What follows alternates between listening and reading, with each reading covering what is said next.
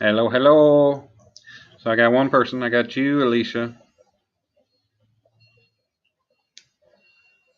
Nobody else, but maybe somebody else will show up.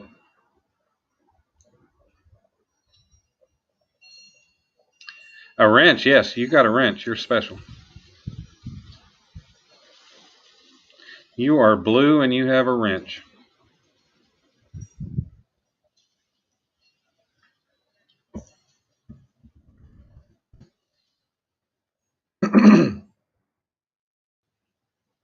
Why would that be a they?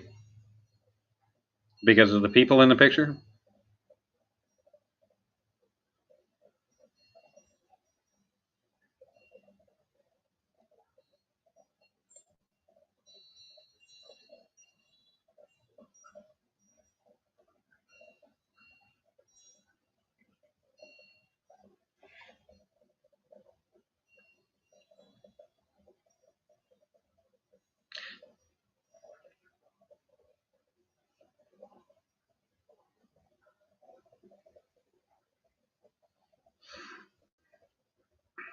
I'm lost. Hey, you got three people in here. All right, what's going on, everybody else that's in here now?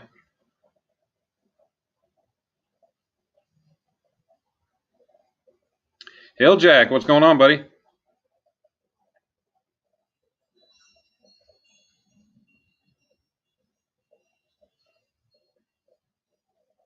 Thought I'd go live for a little bit, see who was up, who wanted to BS a little bit. Mike Turner, what's going on, buddy? Thanks for coming in. I figured you'd be around.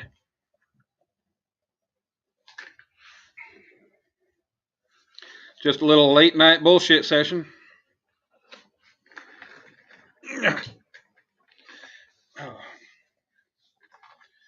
Watching The Man. Who's the man? Is that a good movie? Yes. I'll get your ball. Damn dog. Got to throw the ball for the dog. I didn't see anybody else live, so I said, hell with it.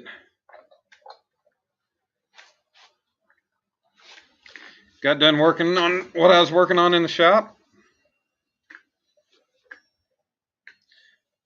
Still early. So I figured, what the hell? Meet a man? Ah, I'm just Dan. Daniel. I could be Dan the Man with the plan. Used to be my AOL email address, screen name. Still have it, actually. York, what's going on, buddy? The water is that way. It's away from me. I just got done working on my forge a little bit, getting some work done. Kate, all right, take your ball.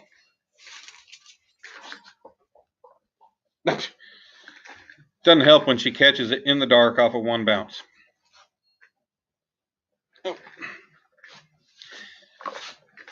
Will O's in here too, huh? Yeah, I'll show you what I was working on here.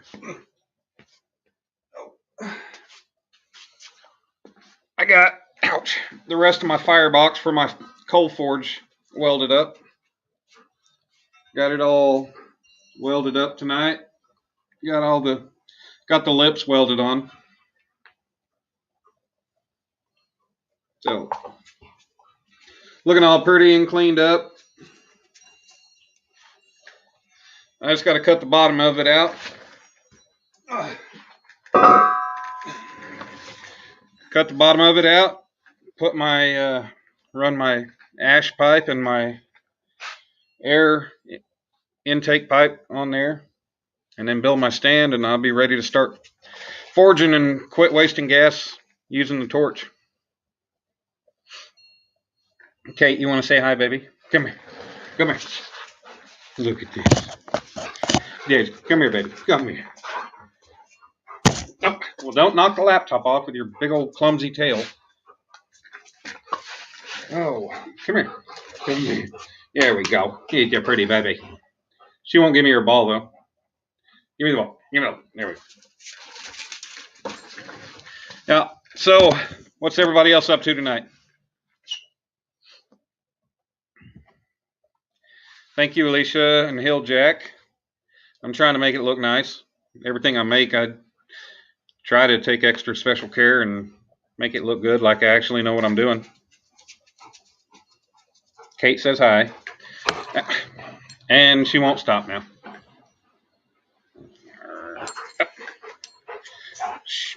Kate, you're going to knock the laptop off. Yeah. Either drop the ball and let me have it, or go.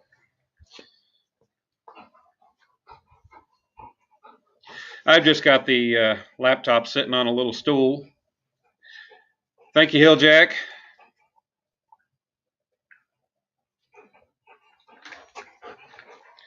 This is my parents' dog. It was my mama's baby. But mom passed in November, and now it's my dad's baby. All right, baby. Come on. Come over here. Come here. All right.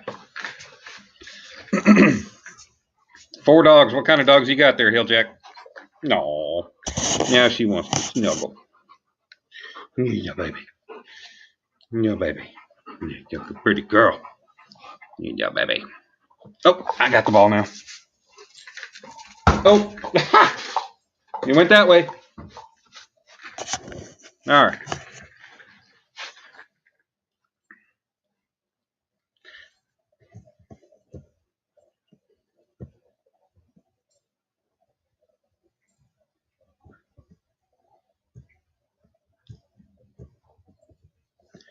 Turner on lunch on lunch at work. How much longer you got, bud? About 18 minutes.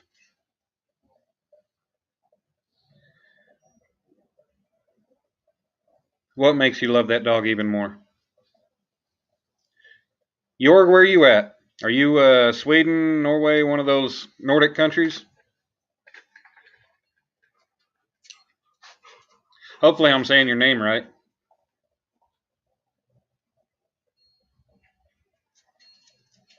Jorg Lovenich.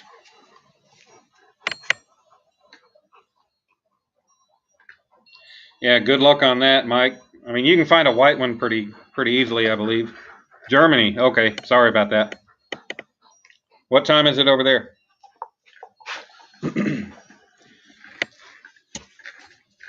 She was my mama's baby. Wanderer, what's going on, buddy? What you got going on this hour of the night? Hey, nothing wrong with rescues. We've always ended up with strays. This is, I think, the first bred dog my parents have gotten since our first rot when I was little. And my aunt was breeding rots at that time. And I will tell you, she was the best. She lived till she was 9. The best family dog and the best guard dog. If she didn't know you and she didn't want to know you, she would take care of you. If we told her to take care of you, she would. However, if you were in the yard and you ran anywhere and you weren't us, she would take you down. 8:13 in the morning. Got to go to work?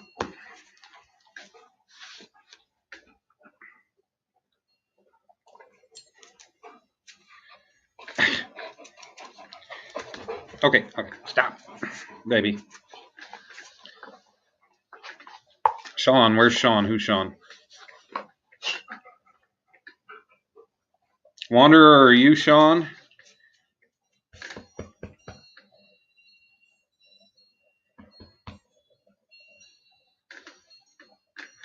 I'll be right back. Let me grab my drink.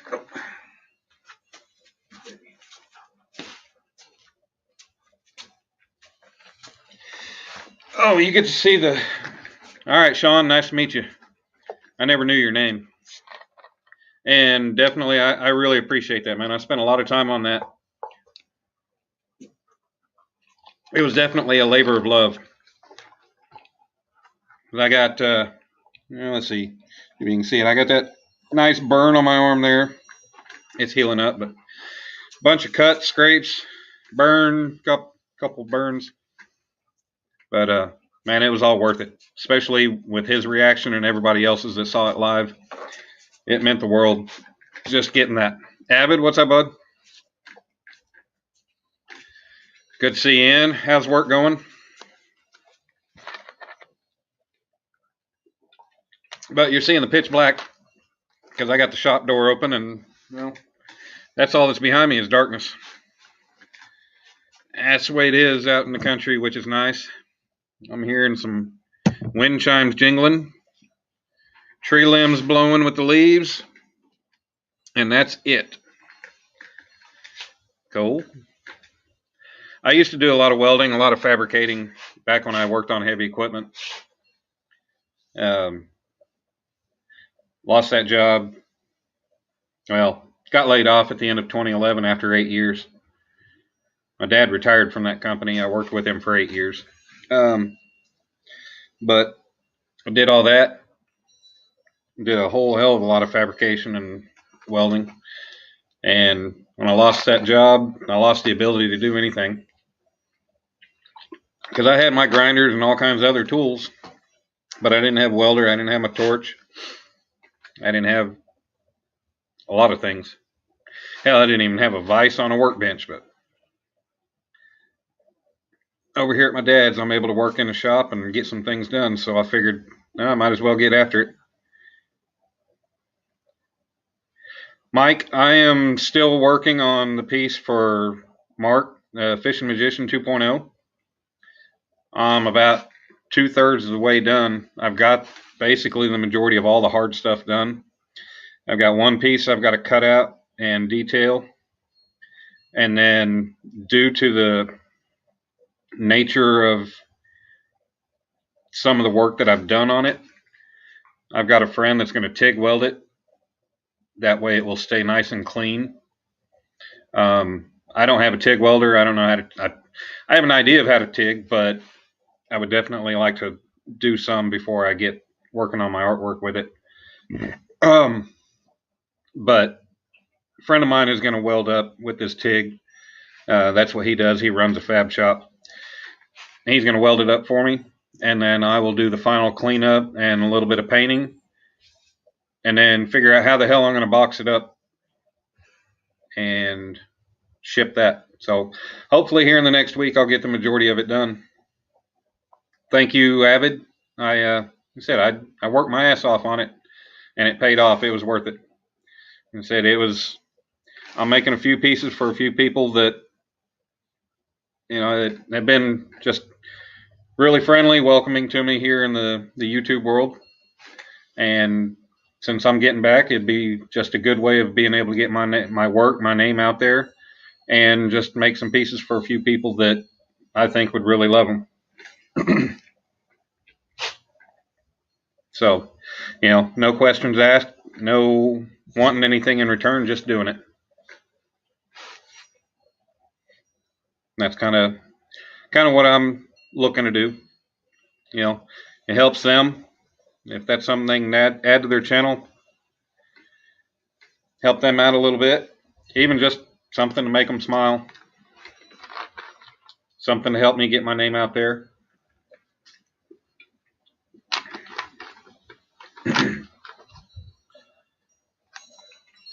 Come on your live. I can come on your live sometime. Just invite me.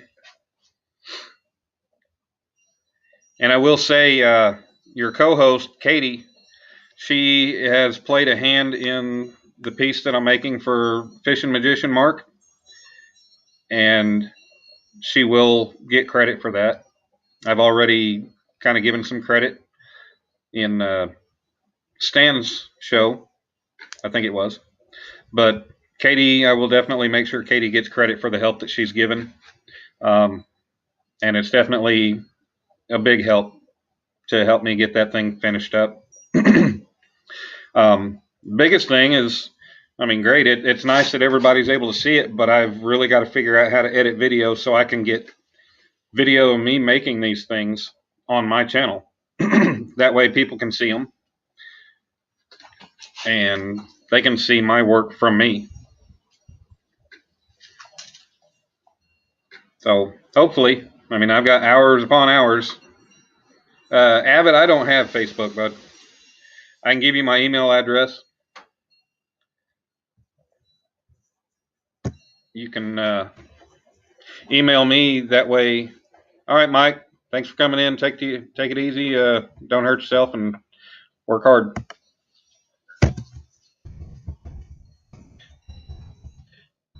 Avid, let me know when you get this email written down. That way I just go ahead and delete it and keep it out of, well, way it's not there forever, but take my email down. Well,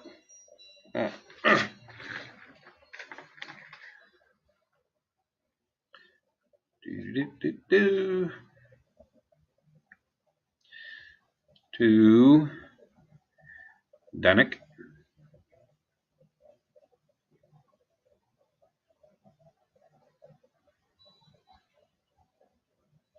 Danak. Nesal.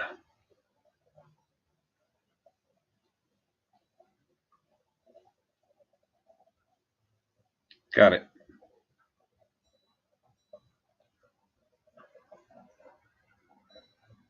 Anybody else, if you have any requests, you have anything you might be interested in me making for you, anything else, you can take that email. I really need to get an email address to associate my YouTube with. That way I can keep my personal email personal. And then I can go from there.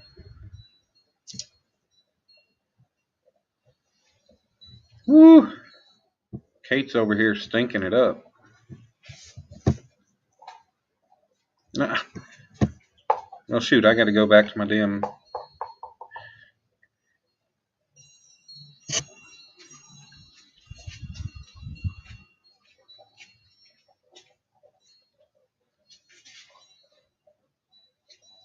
YouTube through my phone so I can delete that message. Excuse me. Through my phone so I can delete that message. Ah, stupid Bluetooth.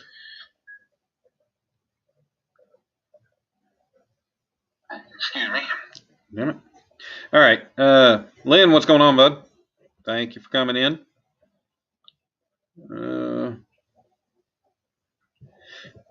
Yeah, Hilljack, I know what you mean, but Hilljack, I know what you mean. My editing is completely lacking because I don't know how to do any of it yet. My brother has been looking at a number of editing softwares for me to see what might be the easiest for me to work with, and then I can go from there.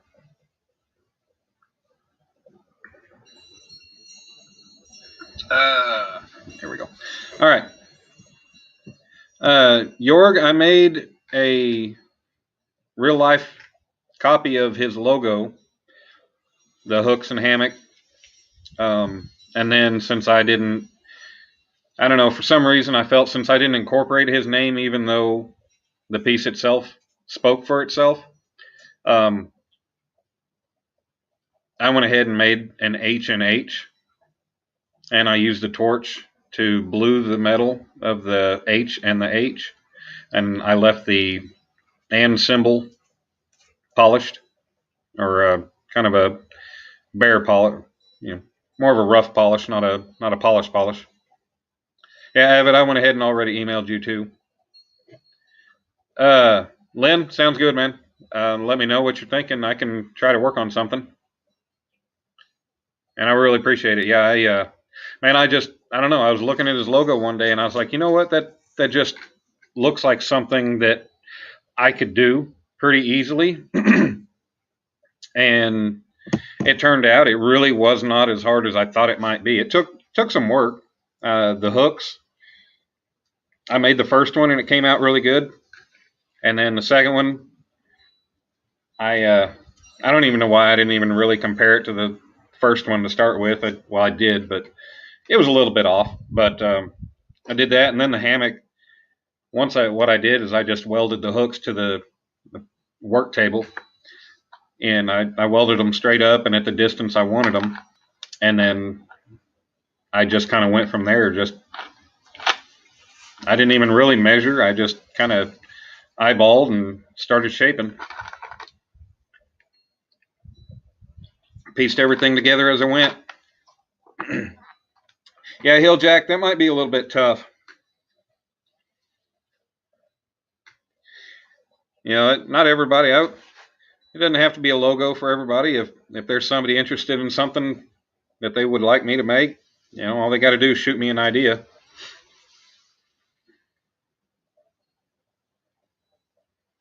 Will, I appreciate that. Appreciate everybody that was in there to watch it and that has watched the video.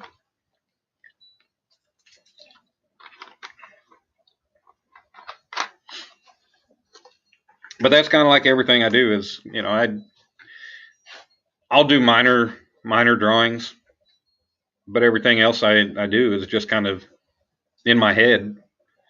You know, if I want to be specific on a size or something, then I'll measure. Otherwise, a lot of the stuff I make has just been, you know, kind of what I'm working on right now is size specific. So I have been measuring and stuff, and I did some drawings to try to get things together. Otherwise, it's just kind of going with it and doing what I do. Fixing Daddy's hair for work. Hi, Daddy. Ouch. So yeah, I woke up with my left knee about at least twice the size of my right knee today, and it still doesn't feel good. It really hasn't gone down much, so I might end up having to go to the damn doctor on that. That's gonna suck. Hopefully it's not full of fluid, but if it is, at least they could drain it and relieve it.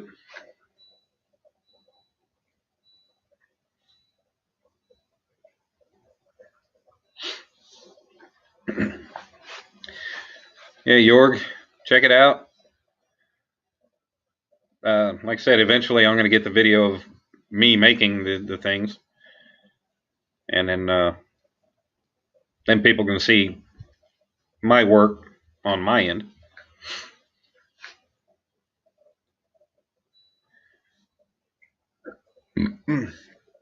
Lynn, you need a logo just like I do. I already have an idea for the logo I'd like. I just don't know how to get it done. I can't draw.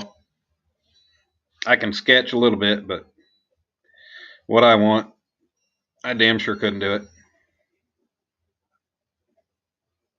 Oh, you baby girl. Fish. Been catching? Other than the other day? Well, Alicia, I can yell pretty loud, but it might piss everybody else off. Anybody want to come up? I don't have to be the only one up here. Lynn, you want to come up? Yeah, Hill Jack. Man, I kept going to your thing and it said you were live for like 8 hours, and I go to it and it would load up and it'd run for about 2 or 3 seconds and then it'd freeze. I did that a number of times, so it never came up, so I finally gave up. But it just damn near all day it said you were live. What the hell you doing in bed, Lynn? You're never in bed this early. What, you work for a few weeks and all of a sudden you turn into an old man?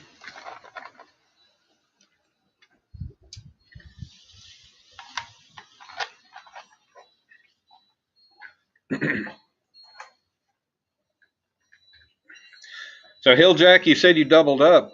How'd you end up with? Or how'd you end up? Aside from doubling up, what were their sizes and how many fish did you end up with?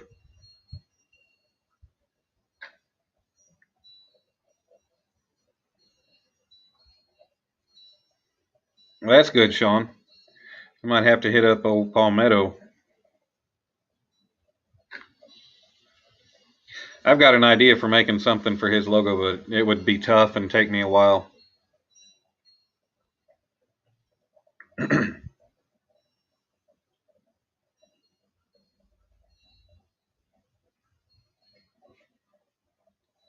I say I got about, I don't know, I think about 3 other people on the list that I'm making things for free for nice, you know, for free gifts. Other than that, it's it's all going to be commission work.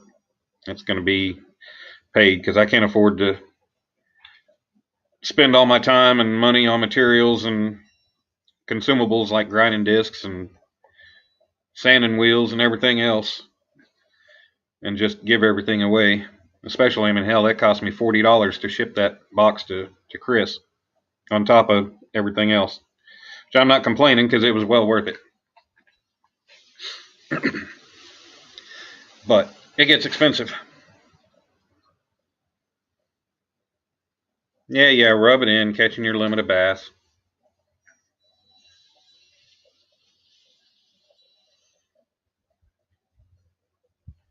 We're not all that lucky. Hell, I'd love to be able to catch my limit of crappie one day. Our limit here is 37 in a day. No size limit, but I'd damn sure like to have take-home size.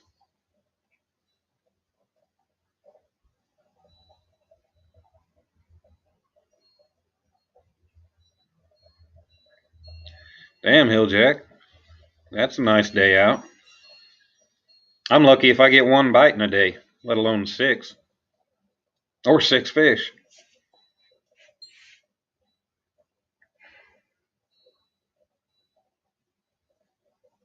Just get Palmetto a toy dink catfish and call it a day.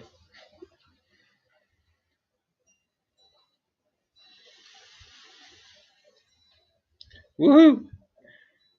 Well, I think you'll do good in that tournament as long as you produce the way you did today.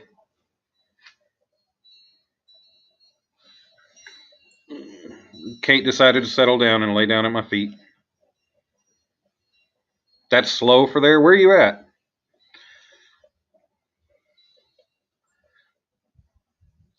You know, we got some lakes in Oklahoma that have that kind of fishing, but they're all, you know, a couple hours from me.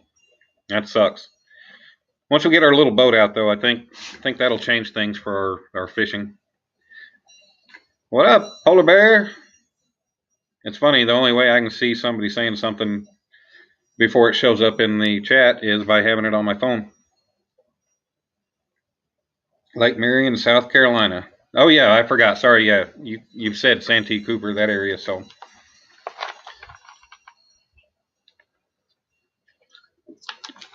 Oh, Dieter Melhorn and Kevin's stomping ground.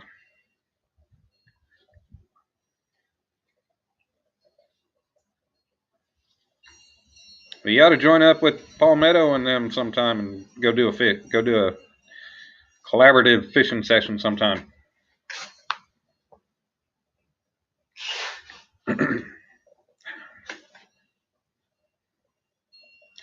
It's kind of cool. 1:30 in the morning Central Time, and I got 10 people in here bullshitting. Well, not that many talking, but got that many people here.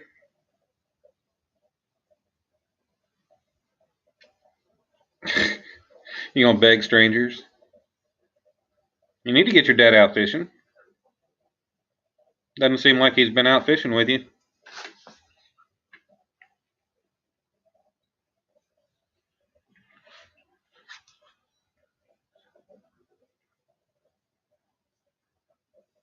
Jorg, I am not. I probably need to sign up for that. I don't have any social media other than the motorcycle forum I'm on and YouTube.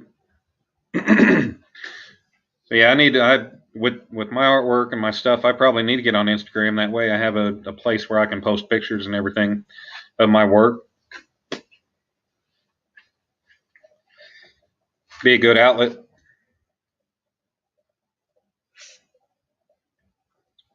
You're not normal. What's not normal?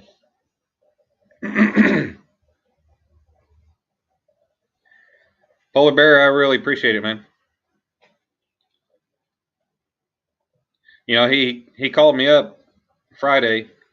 I was driving, and he called me. He was like, how do you want to do this?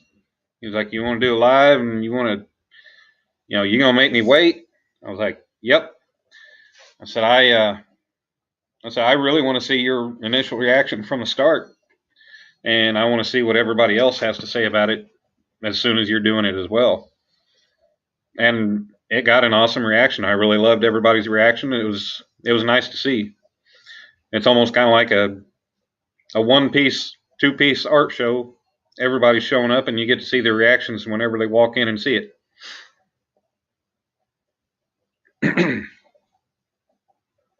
Like just from the excitement I got from that, I had a little bit of anxiety and those excited shakes. It was nice. And I had my brother in there supporting me, cheering me along too. That was nice. Mr. None Your Business.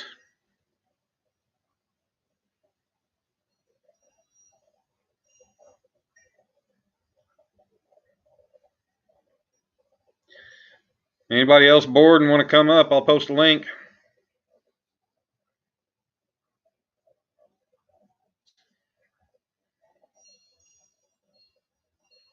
Yeah, Polar Bear, I mean, that whole thing, it was a first. Everything I did in that was a first for me. Making those hooks, shaping that expanded metal for the hammock itself, it took a while for me to get it where I was happy with it. I knew it would shape. It took heat, a lot of time and heat from the torch, the hammering, and going to the hooks and checking to see what I thought. The biggest pain in the ass part of it was cutting the right amount. And I basically what I did is kind of took the general shape that I wanted, and then I measured the outer edges of it and kind of went along that. And I did a rough cut and then started shaping and then cut off the excess. And once I knew it was where I wanted it, then I really started working it. And then the border, I had to ask my dad to help me hold the border pieces so I could get them welded on. But once I got them tacked into place, I was able to work it, get everything welded up, ground down, smoothed up. Lynn, you want me to make it with a hook or with a clip so you can hook it on your hat?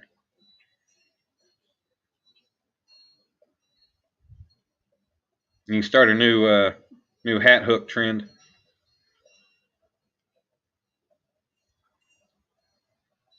Hilljack, that'd be cool. Dieter seems like a pretty cool guy. I'd like to fish with him.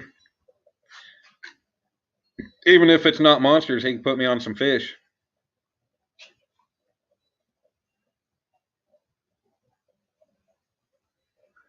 Well, Lynn, maybe you'll. You said earlier I'm going to make one of the hooks here on a live stream in the shop. Uh, I'm kind of afraid because oxygen gauges are showing that the bottle is pretty close to empty, and it's only $20 to go refill it.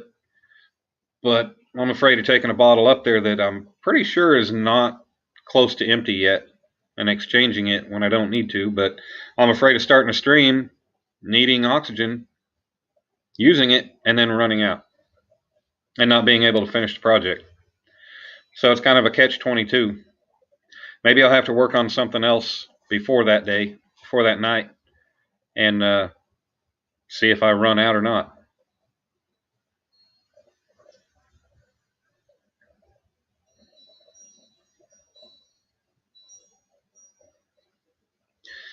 Yeah, Polar Bear, everything, man, everything. I learned everything I learned from my dad when I worked with him working on heavy equipment. I've never had any kind of formal welding training, formal fabrication training, anything. It's all, I once he taught me to weld and work with the torch and everything else. I saw a few triangle pieces that I picked up, and I was like, these would be kind of neat welded together. So I picked them up, and that's the very first piece I ever made. Just a little desktop piece. See if we can get. There we go. Just about maybe 4 or 5 inches tall. Very first piece I ever made. And then I just, my imagination kind of went from there and started bending, shaping. Most everything I made from the start was all scrap metal. And then, you know, I'd dig out of the scrap pile, find what I could, and then it got to where I started using new steel. But that wasn't a problem.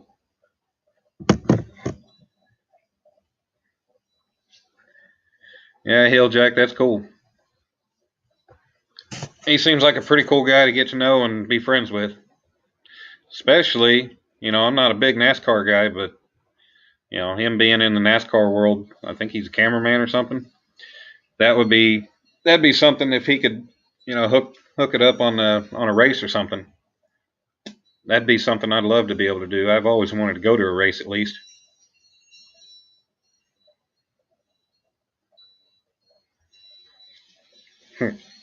Will, that's funny. So, yeah, I'm going to make one of those hooks in the shop one night, coming soon. And as I said, I was going to do a giveaway after 100 subscribers. And I'm now up to 127, I believe, as of after this afternoon.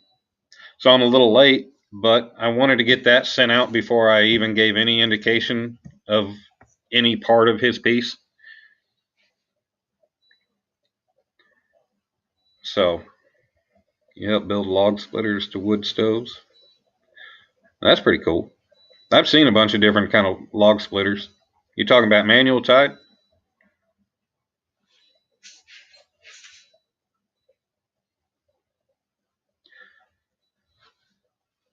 Lynn, that'd be cool. Y'all got a track there in Iowa, don't you? I think I passed it one time driving through there. I know I drove down, what track is it? I think it's Talladega. I was on a trip for work years ago, and I saw the sign for it, and I was like, yeah, okay, I've never seen it, so I'll drive down it, go check it out. I drove down the long ass driveway, and the gate was closed, but here I am in a F-250 with a loaded down trailer. And I drove down the driveway, and it was closed, but I drove down it, turned around, and at least I got the view. I've been to Daytona and Atlanta Motor Speedway a few times. Used to go there for a car show. A Honda Moto Twisted. Damn. Iowa Speedway. All right, Jorg, thanks for coming in, man. Have a good day.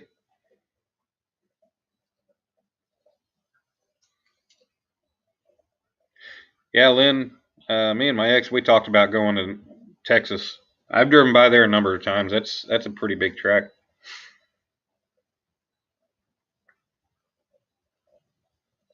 I've been by and I've been to a couple tracks and been by numerous ones. Just never been to a race.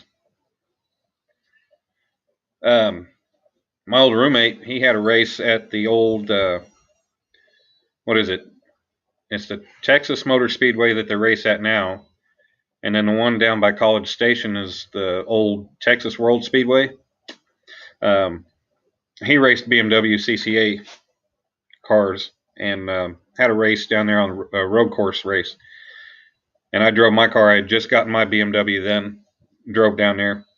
And they opened the track up for people to come in and take a lap, kind of a parade lap. That was cool. I got to take my car on the slope and everything. Of course, I didn't really get to peg, you know, the speedometer or anything, but it was cool. Let's see.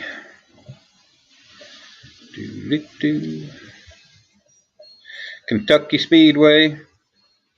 We're at in Kentucky.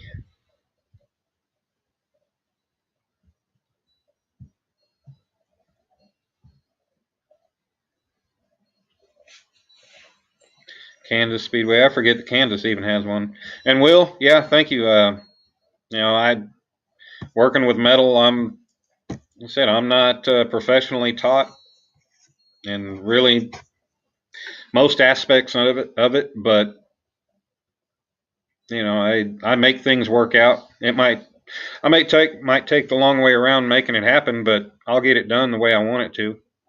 And I just something about metal. I can make things out of wood. I can sketch out a few things, but when it comes to working with metal, that's something I really love doing, and I'm pretty good with it.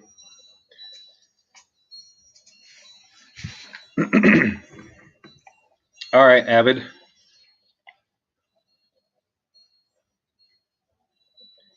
On the way to the casino.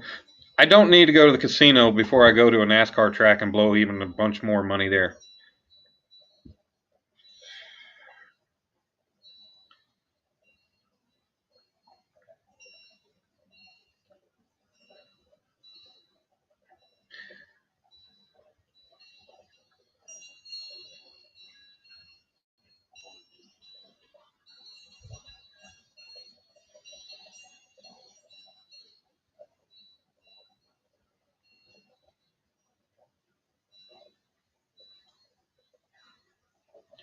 All right, Avid. I'll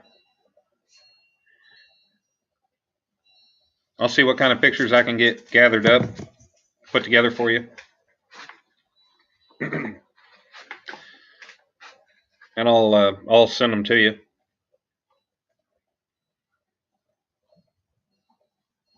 $84 subs. Good job, Hilljack. Hell, it took me talking about doing a live and a giveaway when I got to 100 subscribers to end up any higher than 62. I sat at 62 for a little while. Oh, damn it. Oh, Kate, I'll get it. Oh. But within 2 nights of 2 different streams, that got me up. Got my numbers jumped up pretty good.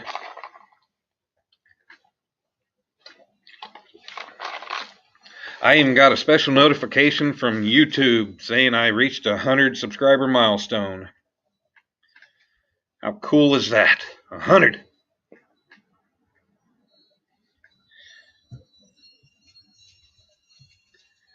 Just wait. Let's see. Nope. Okay, go on. Lay down, baby. Dabby, dabby, dabby. What you doing, baby? Is that how I get you to drop your ball? Just kiss on you?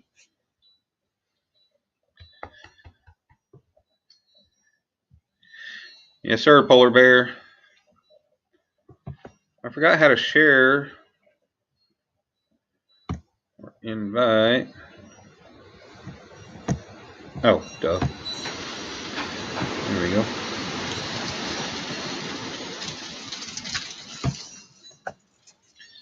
Control C.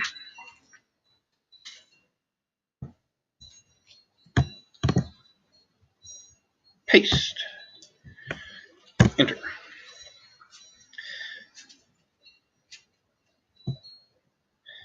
Anybody bored and want to come up? Come join me. I don't need to be the only one here.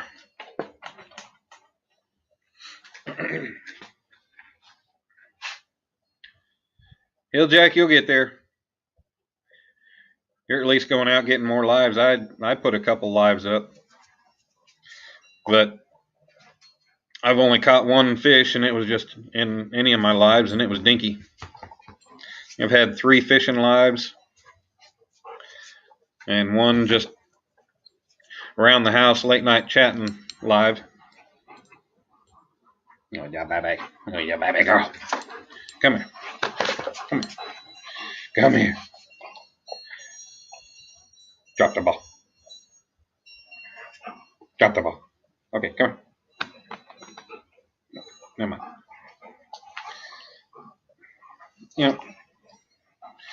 You were doing better when you were laying down, not wanting to play. You'll be live tomorrow fishing? Sweet, Lynn. Where are you going this time? One of the same places you've been going?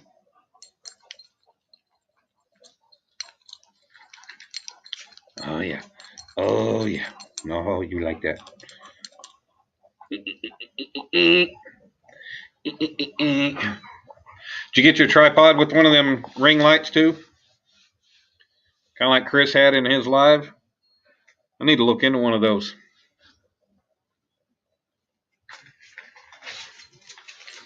Oh.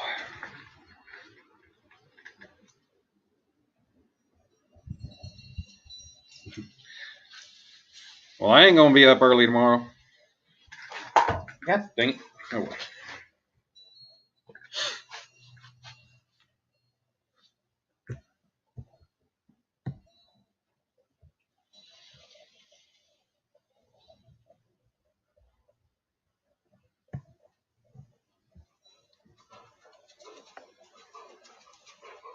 Kate, all right, go on. Baby, lay down. Lay down. I don't want to play ball with you right now. Bubba's talking to his friends. Go lay down.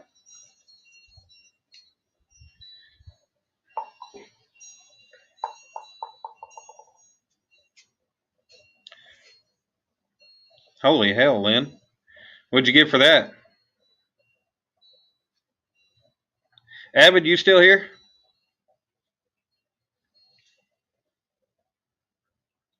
Did you get it on Amazon or what?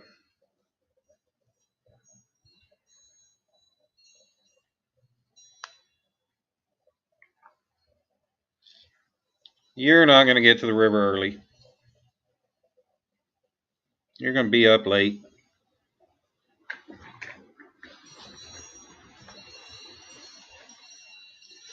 Boop.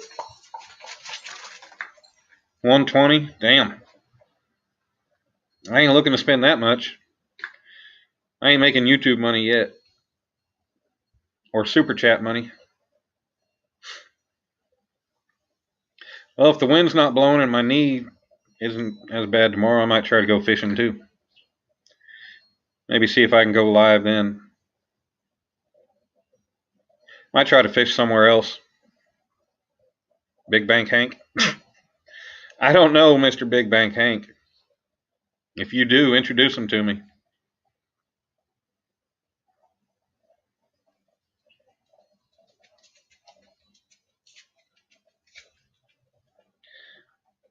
I woke up with my knee about 2 to 2.5 times its normal size. Swollen as all hell. I don't know if it's just retaining fluid or what, but the outer tendon was swollen last night and hurt when I bend my knee. And all of a sudden I woke up today and it's just freaking giant and hard to walk on. I don't know that I can get my, yeah.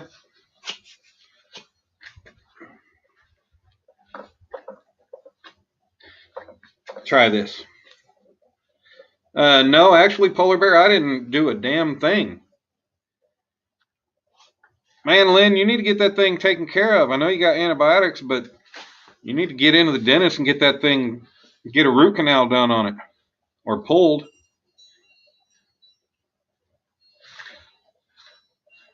Maybe you will.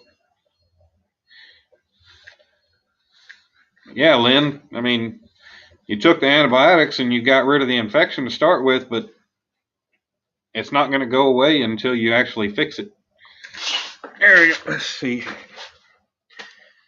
I don't know if y'all can see that, but tell the difference. It's definitely not comfortable as compared to that.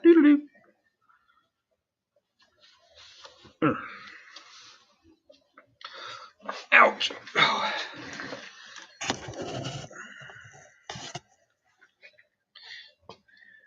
Pliers, screw that. Be like on Castaway. Just get a ice skating blade and knock it out with coconut. Just go. Boop.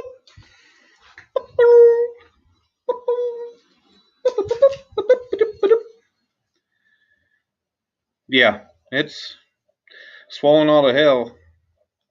Hopefully it'll fade away so I don't have to go to the damn doctor. It was hard as hell getting in my truck to run to the store earlier. Start working out the other leg. Shoot, I could barely bend my leg enough to get in my truck earlier.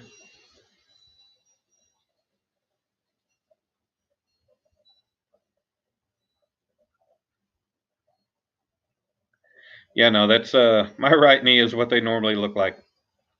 Alicia, no, not like this. I've had issues with them, but I have gout problems, but I've never had a swelling like this.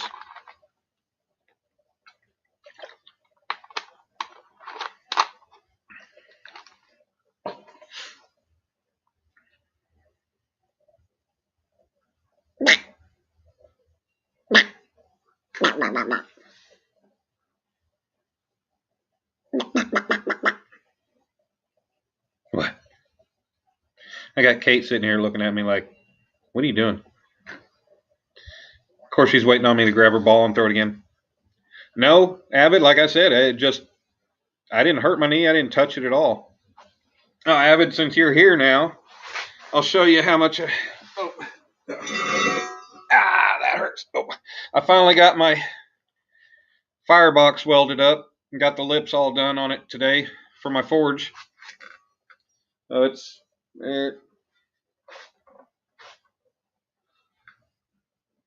all welded up, nice and pretty. I just got to cut the hole in the bottom.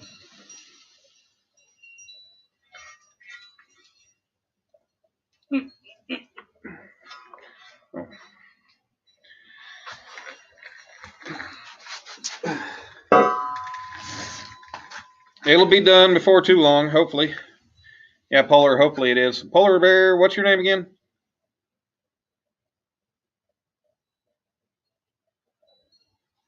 Or did I ever know it? Thank you, Avid. It's coming along nicely. Finally got out here to the shop tonight and welded that lip, and I had the lip. Damn it.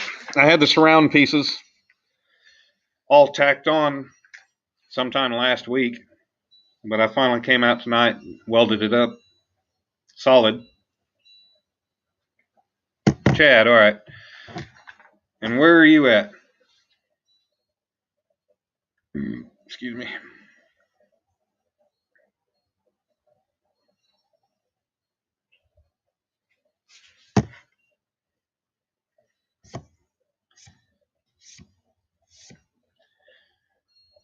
What'd y'all think of my thumbnail for this chat?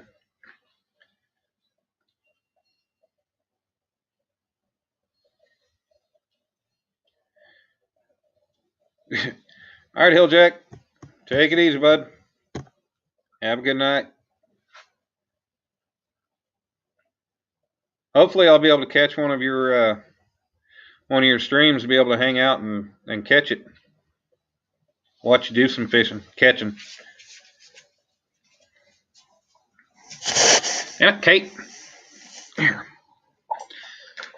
Thank you, Mr. Avid. As it progresses, I'm recording, like I do with everything, and it's just going to take the time to figure out how to edit. I'll get videos up eventually, even if I got to freaking take my hard drive to somebody and sit there with them as they do it. Hey! Good selfie of me. Oh, Columbus, Ohio. That's cool. I think I've been through there. Maybe.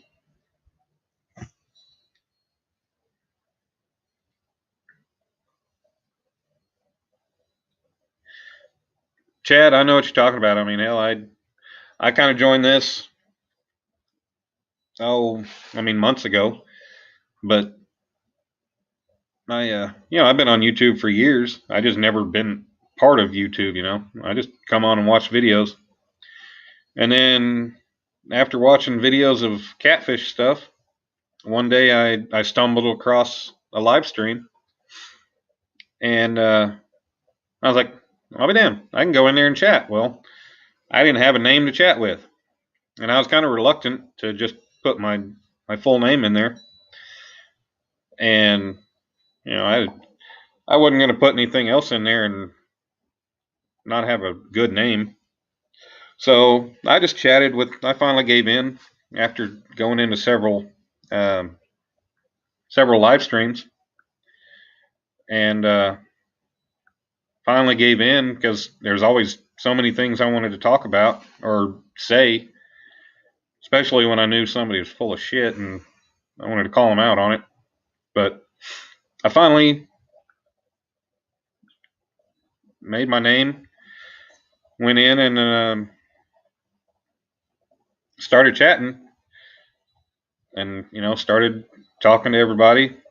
Went into all the streams I could find for a long time, and finally I came up with, like, I couldn't think of anything really original. I'm not good with that kind of thing, but I finally I don't even know why I'm on YouTube here. I was trying to pull up YouTube or Google Maps.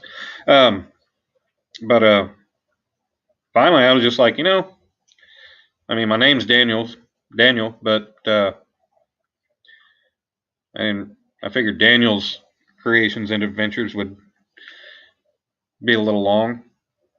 But I said, hell with it, Dan's Creations and Adventures, because I came up, I had a lot of different ideas for things I wanted to make, and just keep coming up with them. And then also between traveling, riding motorcycles and stuff, figured, adventures between fishing, motorcycle trips, motorcycle riding, trail riding, whatever. So I got my creations and I got my adventures.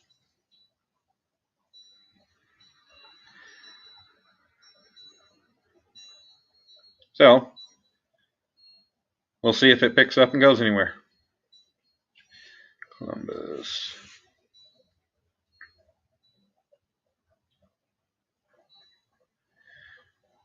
No, I don't think I've ever been to Columbus, Ohio.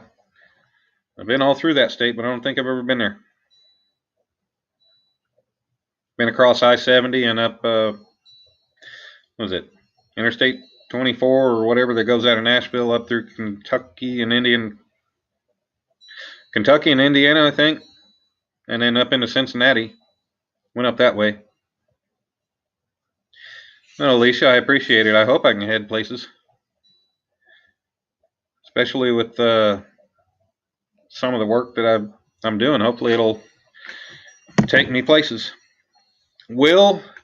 No, actually, I think Combat Carl was now, what was it, trophy or catfish ruin trophy fishing or whatever. Um, I think he was the first. I think he was the first stream that I went into, and after a while of watching him, and you know, after him blocking me because apparently I wanted to talk about more than just him and his fishing, so he didn't like that. Blocked me, and I could really care less because I ain't gonna pay $20 to go into somebody's stream and try to talk to him. If I wanted fishing lessons, I'd pay them here. Otherwise, I can learn what I need to learn from everybody else I watch.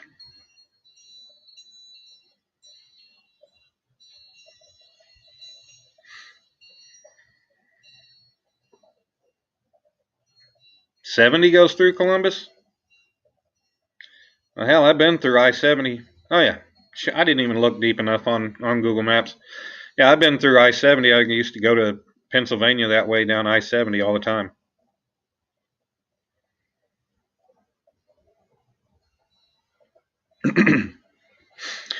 Come out of St. Louis, head up 70.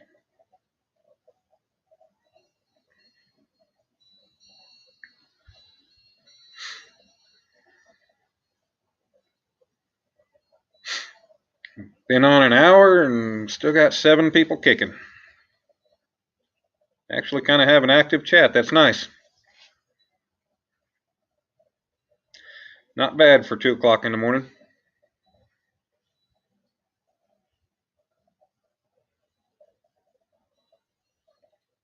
I got you, Hilljack.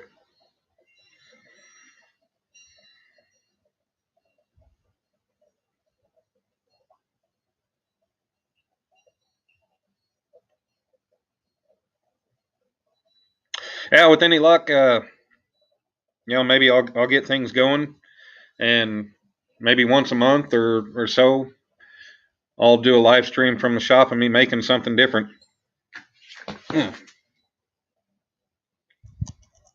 I'll try to schedule in advance when I'm going to be doing a live stream.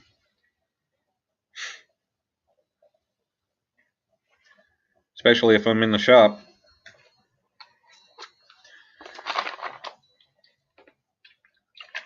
Corner I work in is a mess, but I make it work.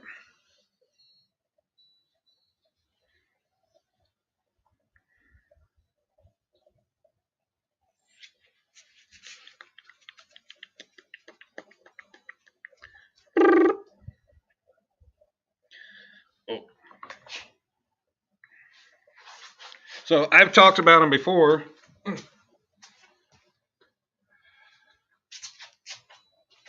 And I won't show you guys the whole build because I'm not there yet.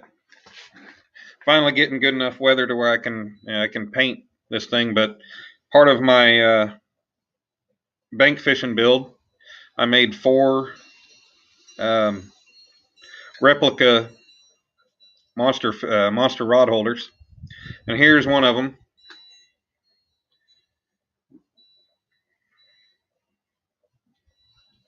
It doesn't have the kink in the end.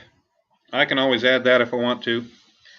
It might be nice to help keep the rod from swiveling back and forth, but I made 4 of these, and I'm actually thinking I'm going to clean them up and keep them unfinished, keep them bare metal.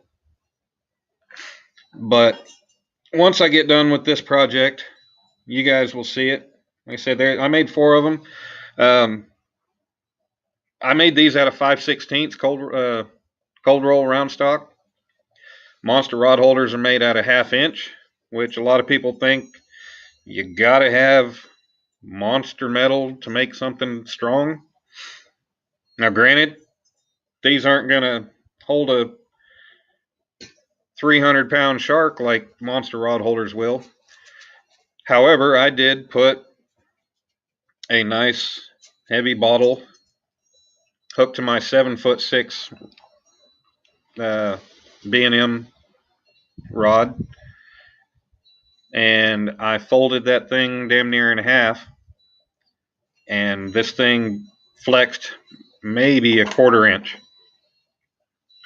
overall. So I'm happy with how they came out. Didn't cost a whole lot to make them. Took me more time than anything to make them. But once I get all the welds cleaned up and everything, see, do all nice and pretty.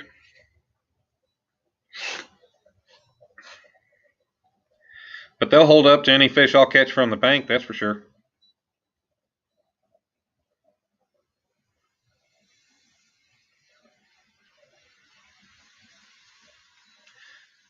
Thank you, Avid. I think you were saying that's nice to the rod holder.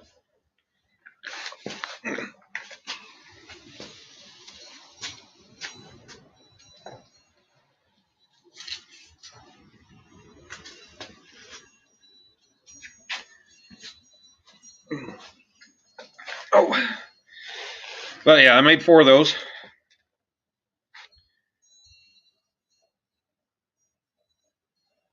Thank you, Alicia.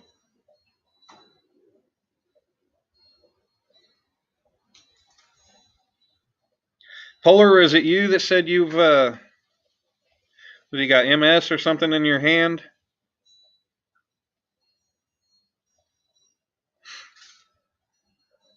And you're losing function of your hand?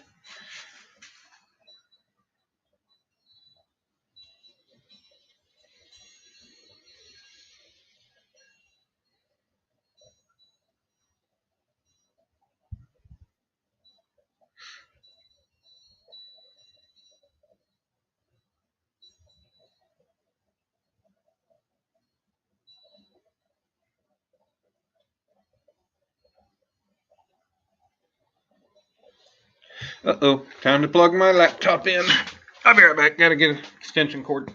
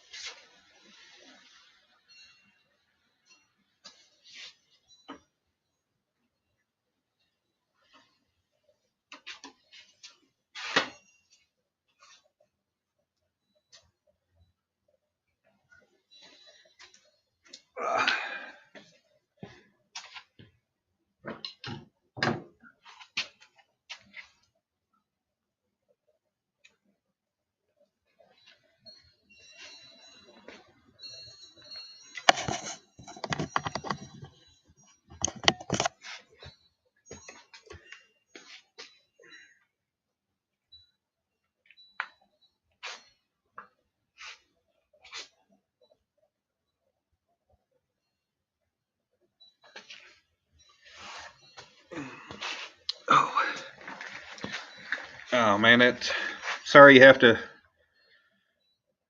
go through life dealing with that, man. Yeah, the 888 or the 808. I've got an 808, and it came with basically a power handle. Um, However, there's a website that oh damn, that sucks. Um, there's a website I found through a guy on a video doing like a super tune on an old 888 where he replaced the bushings with the bearings. And that's what I'm going to do on the 808 that I've got. But the parts for those 888s and 808s are super, super cheap. Like, I ordered the actual power handle that they put on the 888, and it was like a dollar and a quarter, something like that. And then I screwed up the clicker part, so it was 10 cents. So I went ahead and ordered a few of them just in case. But eventually I'm going to swap out the plastic bushings for bearings because I like the reel. And I'll keep it, I'll use it. Just once I upgrade other stuff, it just won't get as much use.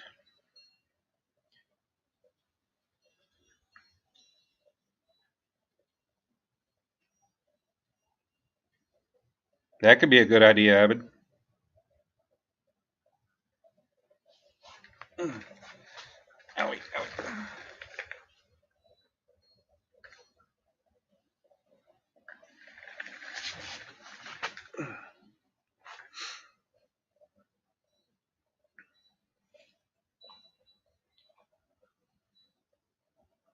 Oh, Polar, there's I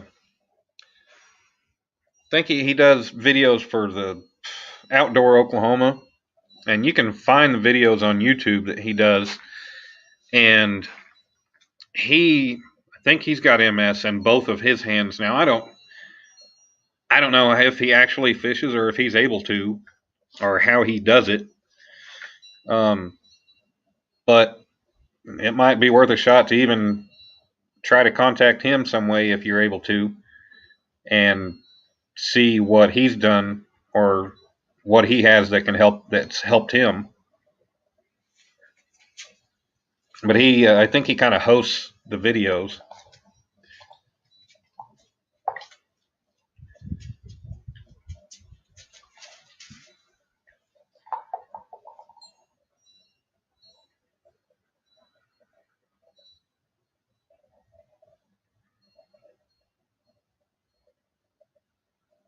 I could try to think of something to make for you, but that would be difficult. I'd need you for a fitting.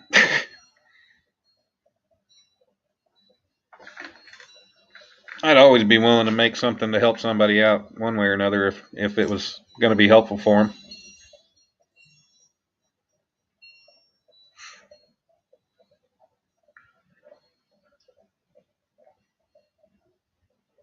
Yeah. Have you done any kind of research, see if there's anything that has been out there to help people with, uh, I guess, debilitating issues that can help them fish better or be able to?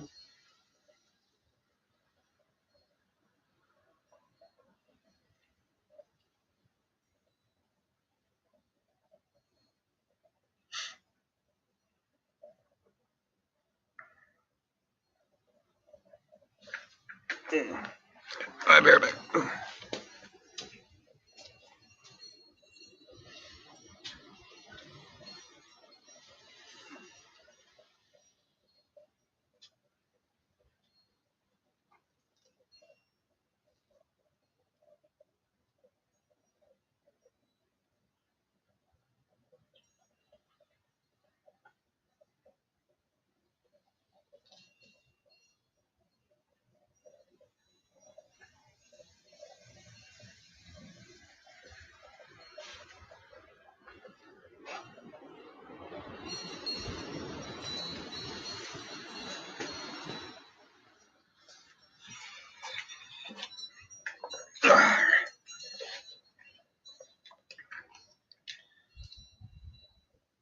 Well, that's a bunch of crap.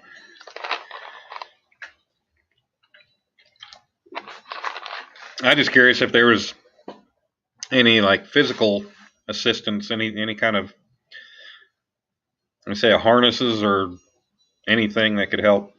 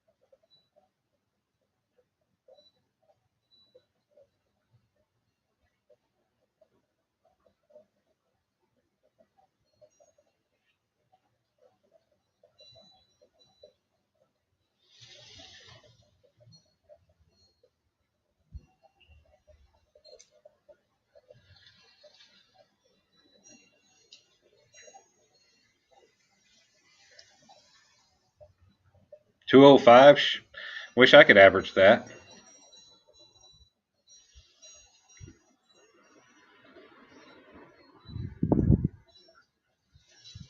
Avid, yeah, I can. Yeah, I can work with PVC and foam, I guess.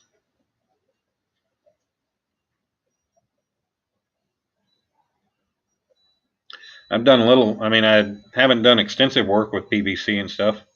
Um, I made a canopy, basically kind of a makeshift hunting blind. I just made the frame out of some 3/4 PVC. I ended up, used blow dryer to heat my bins on it. I made a loop and I hung a curtain on it. That way I could use it. Used a clear shower curtain with some brown, uh, like brown sheer material sewed to it, block the glare off of it. But that's kind of the extent of my PVC work. Foam, I don't know. I could, sure, if it's a hard foam that I can shape and form, I could come up with something.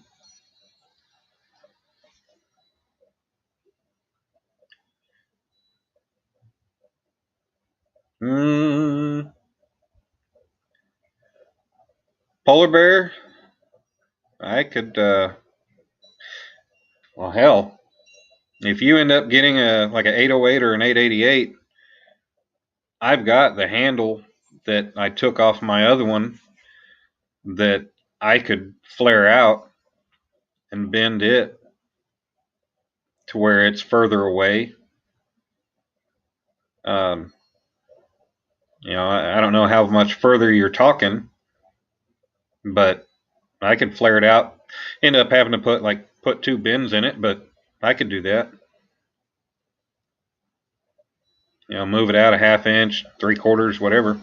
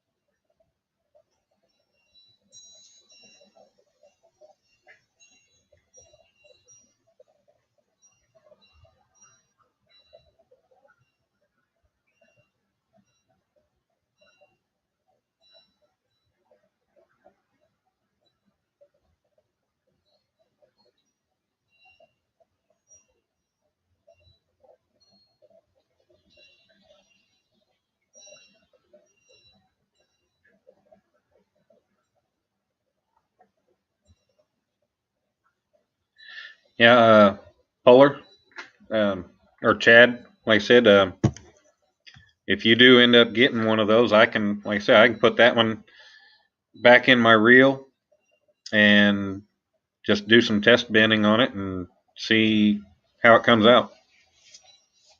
I mean, it shouldn't be hard. It would shorten the handle if I did that, but I could also, let's see.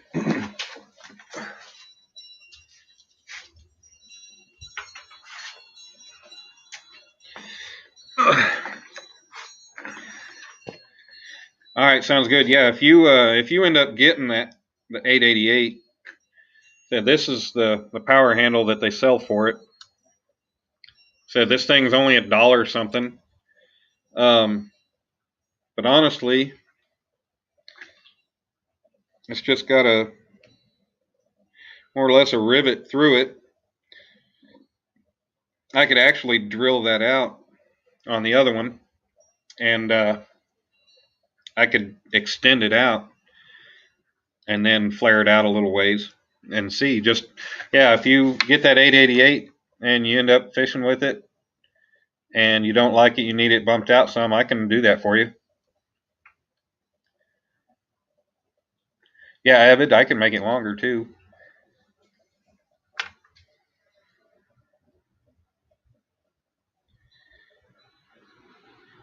Shouldn't be hard. Hell, I think this thing even comes apart. I could figure out if it comes apart and then make a whole new piece for it.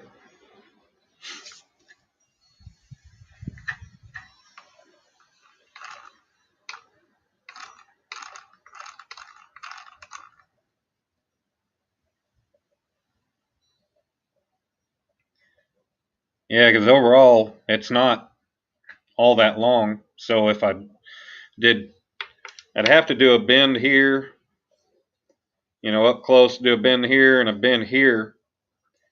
And then by coming out a little ways, it would make your actual crank shorter. But like I say, I can make it longer. So if it comes down to it and you end up needing it, just let me know. I'll do it. Wouldn't be hard at all.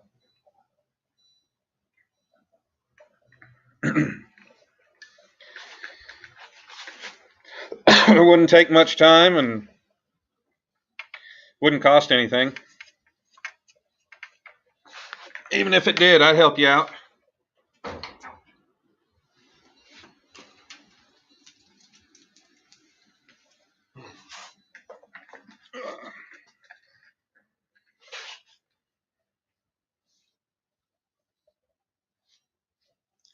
I say all that stuff I did for H&H, that was all just because he's been a nice guy, welcoming, friendly. And I thought his logo would be something really neat and easy to make. It wasn't real easy, but it was fun to make. So yeah, it comes down to me being able to make something for somebody to help them out. Or, you know, not just make, but modify. I would damn sure do it.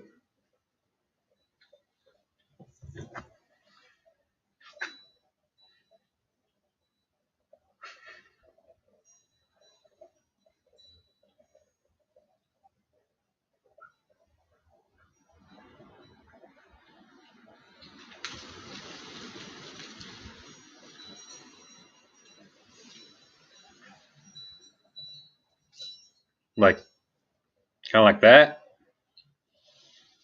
And about where you're at, or like that.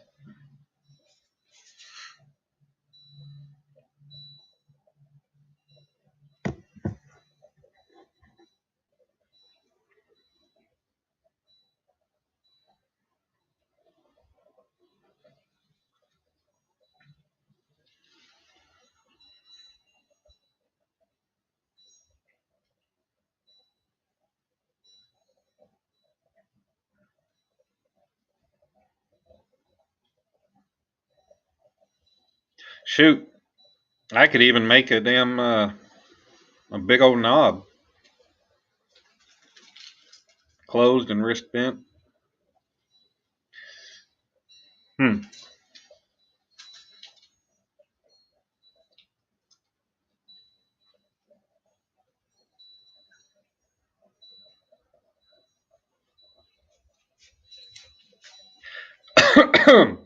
Excuse me. I could hell, I could probably make a whole new handle for you if you ended up make it with a knob that I don't know how it would affect your casting, but make a knob that would fit your hand better. Not just a little handle, but a pretty good sized knob. Dale, what's going on, man? Good to see you up this late and out and about. Oh, Alicia, thank you.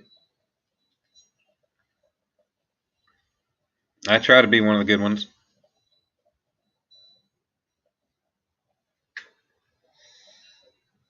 I might say some dumb shit from time to time, but who doesn't?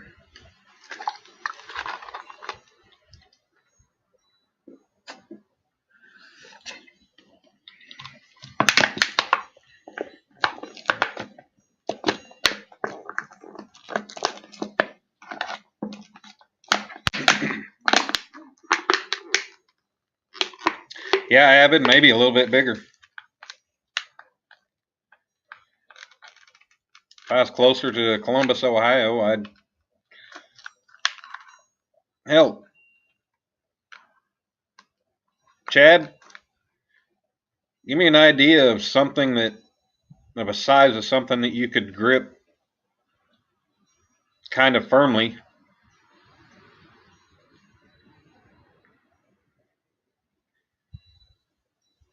You have one hand to help. I was drinking Dr. Pepper. Well, I was. It's empty now.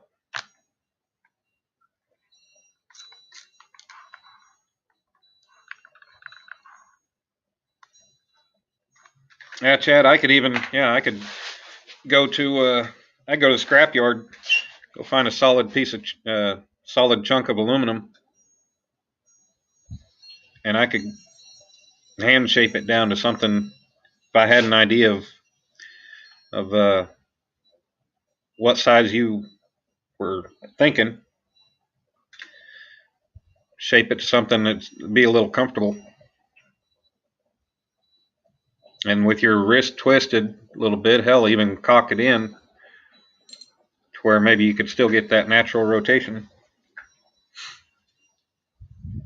We'll see. You just keep me posted on all that stuff. I'll see any way I can help you out.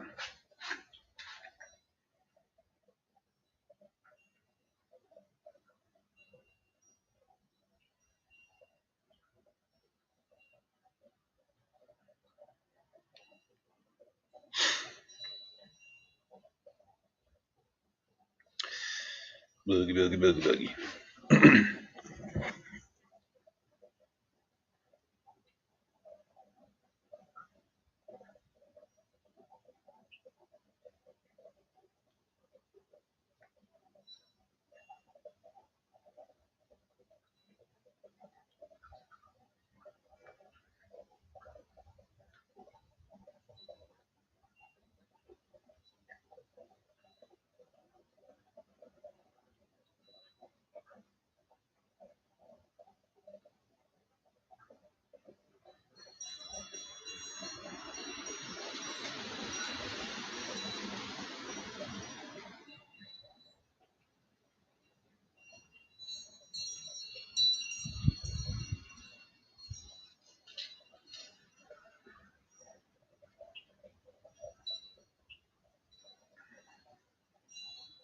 Avid's a good guy. Avid's a big help to a lot of people.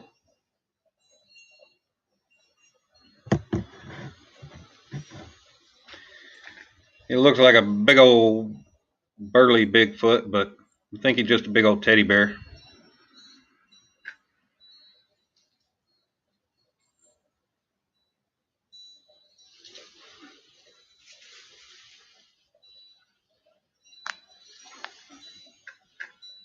Kate, what are you looking at? Huh? What are you looking at?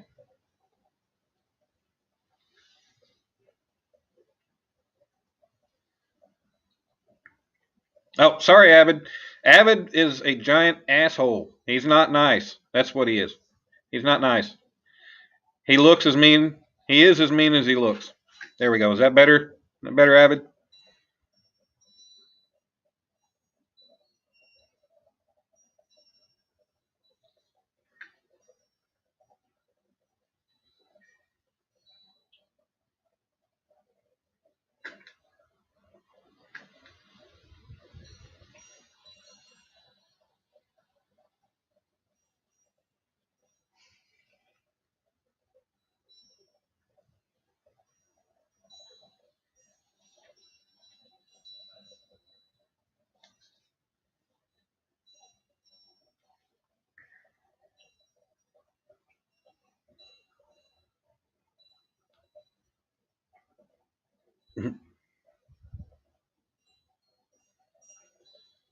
Yes, we can, Chad.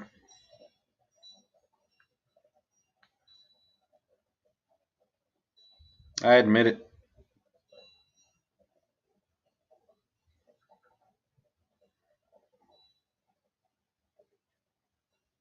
Yes, I got to be the first to admit it. In my situation.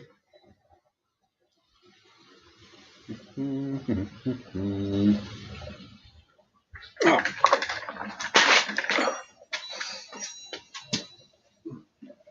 Oh.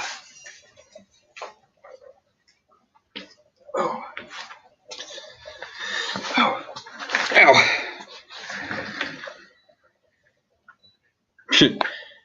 Cad Bigfoot.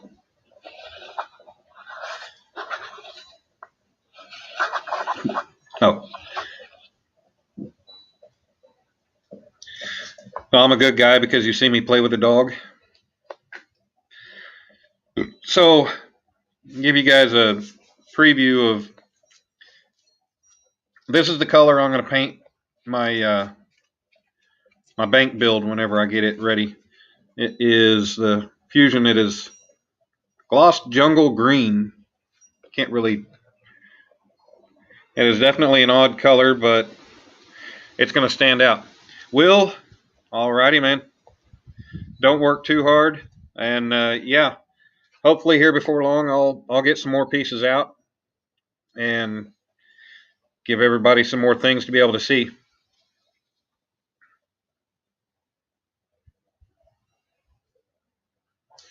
But have a good night, Will. Don't work too hard tomorrow. I'd like to catch a carp. Everybody tells me they're fun, but I've never caught one. Yeah, Chad, cell phone stores are definitely hell to be in, aren't they?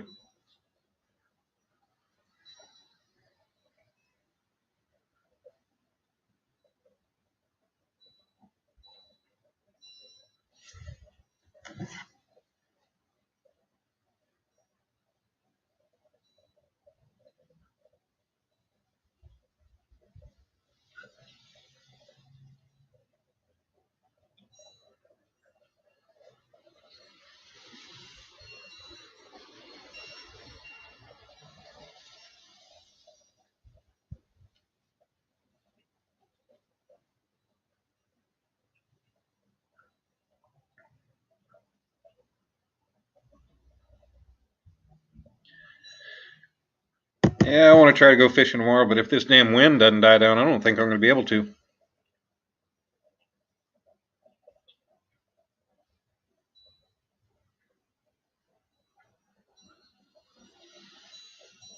Alicia, seeing a carp and catching a carp. I mean, seeing a carp and not catching it. Come on now.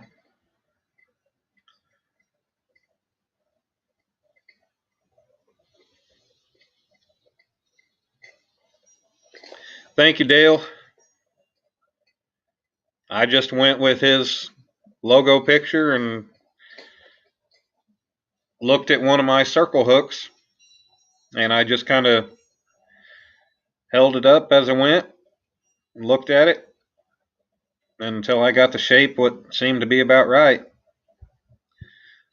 And then I welded them to the table and play in the position I wanted them, and then I made the hammock. Got it all in position the way I wanted it, shaped. And then the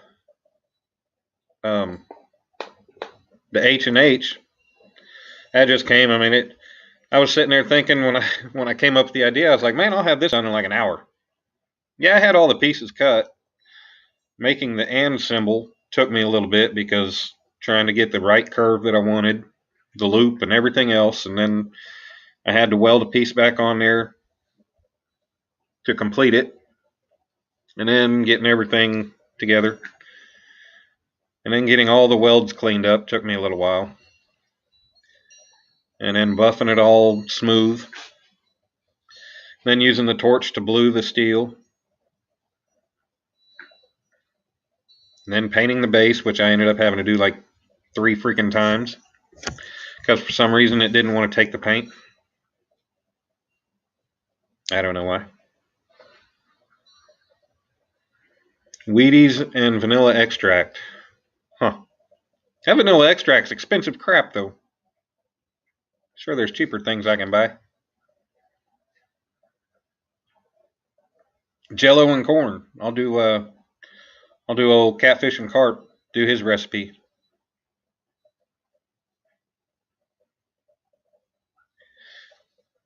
Panko. I'm not gonna say panko. I say panko.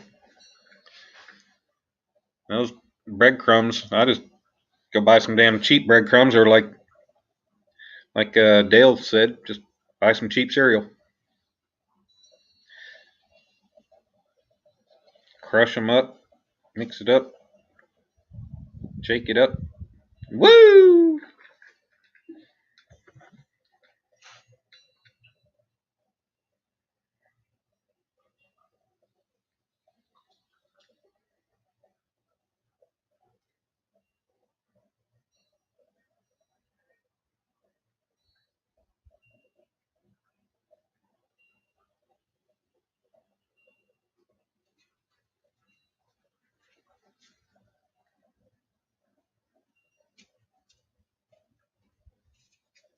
Banana.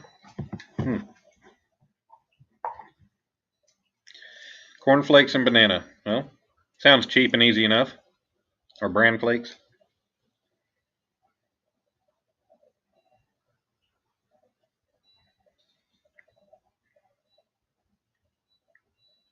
So the thing I don't know about carp is, like in a lake, do they like to hang around shallower waters, or can you catch them in deeper waters, or what? Hi, baby. Hi, baby. Hi, baby. Come, come here. Come here. Really? Now your ball's out of reach.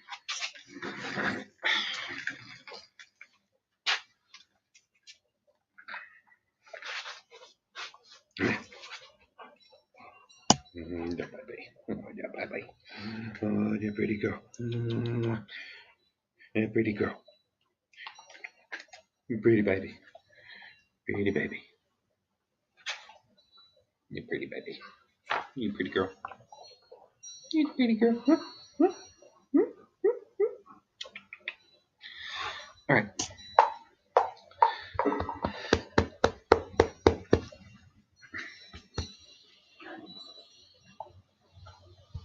So, anybody give me an idea on that?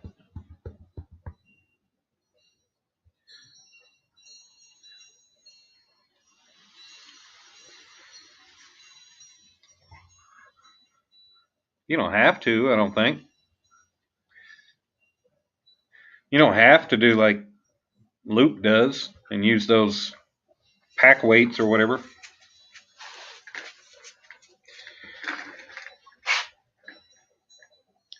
And hell, you use a treble hook, you can pack bait on them all day long.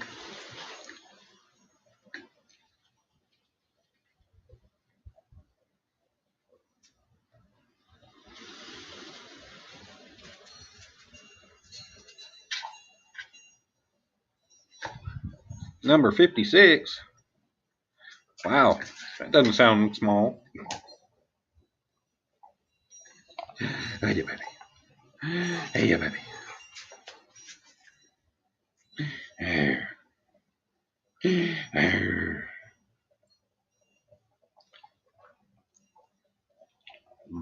Buckeye.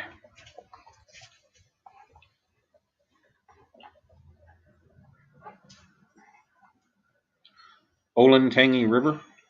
Where's that at?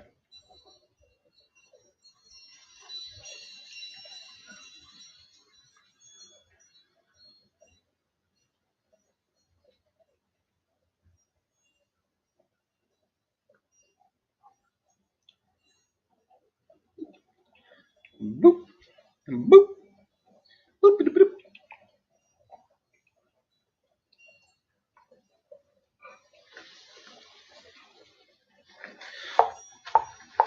So, Avid, do you have any idea about catching carp in a lake? Where they like to hang out, whether it's shallower waters or what? Oh, dummy! Can't even throw the ball out the door.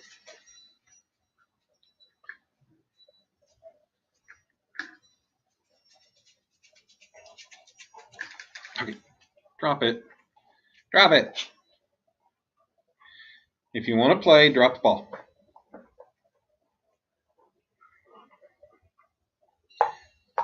Really? You can at least drop it where I can reach it.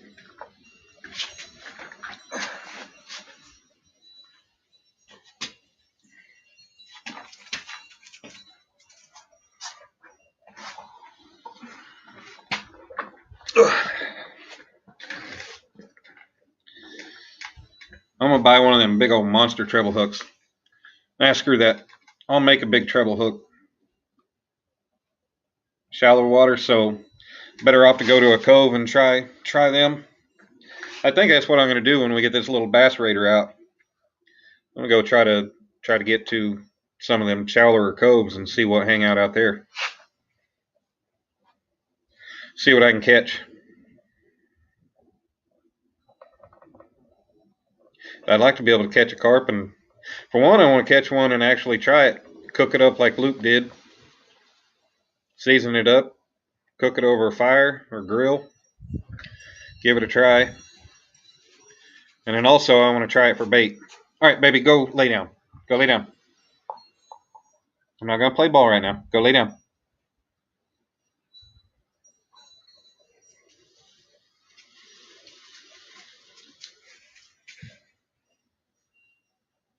All right, Dale, thanks.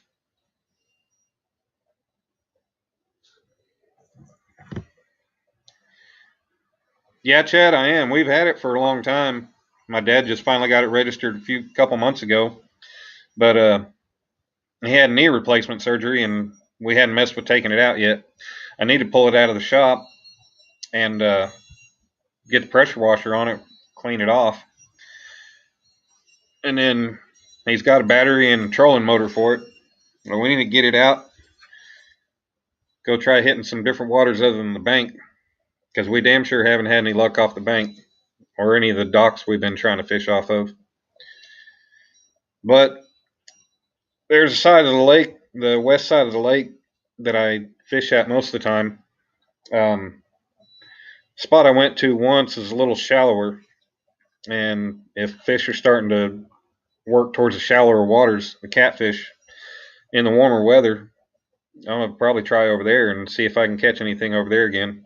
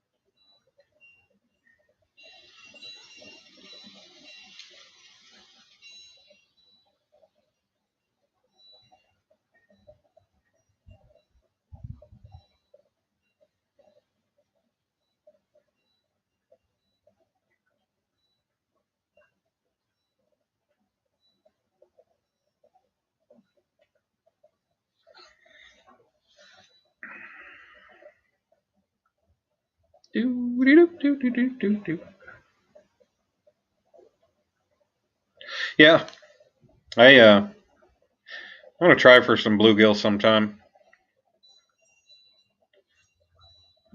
It's been since I was a kid since I've caught one, I believe.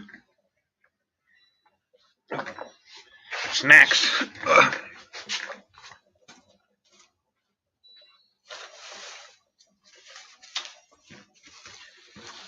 I have our snack bag. Snacks.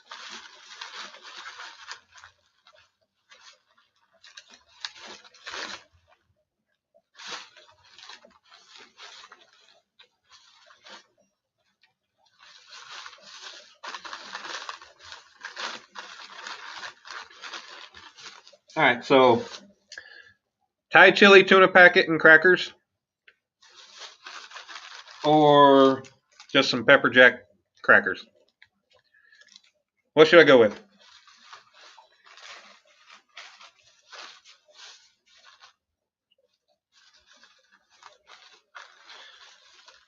I'm kind of thinking the tuna packet.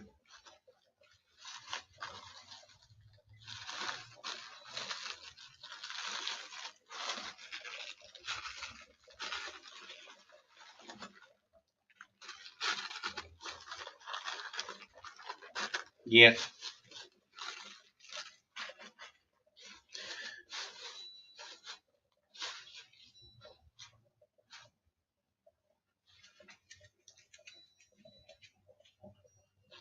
Yeah, I want the tuna.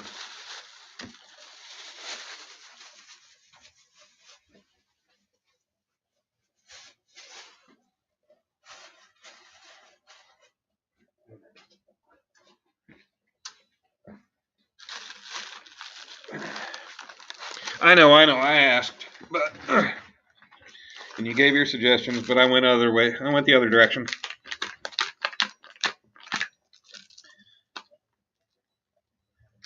That's good, Dale. What'd you end up catching? How big? Damn, Chad. 10.5-inch bluegill. That's pretty nice.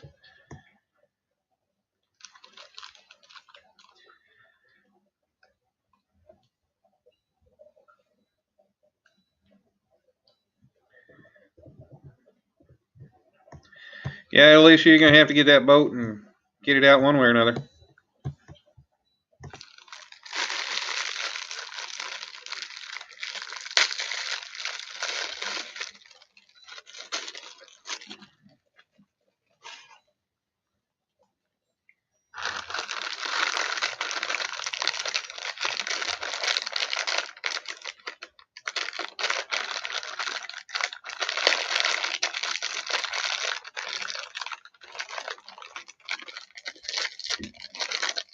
You know they don't make these cracker bags really that easy to open anymore without tearing them up. Baby, get.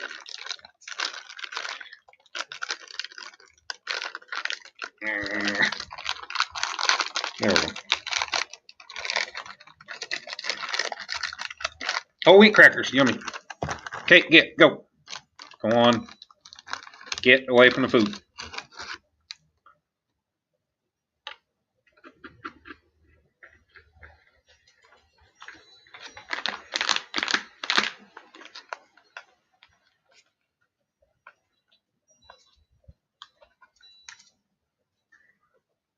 Three or 4 pound channels, that's not bad. Good enough to bring home and cook up.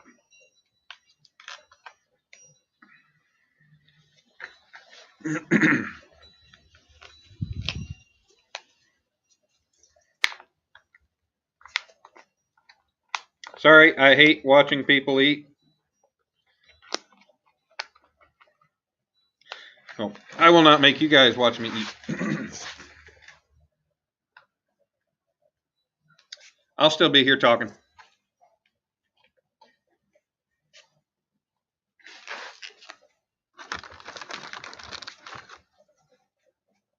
Kate, go on. Go lay down. Get. Go lay down.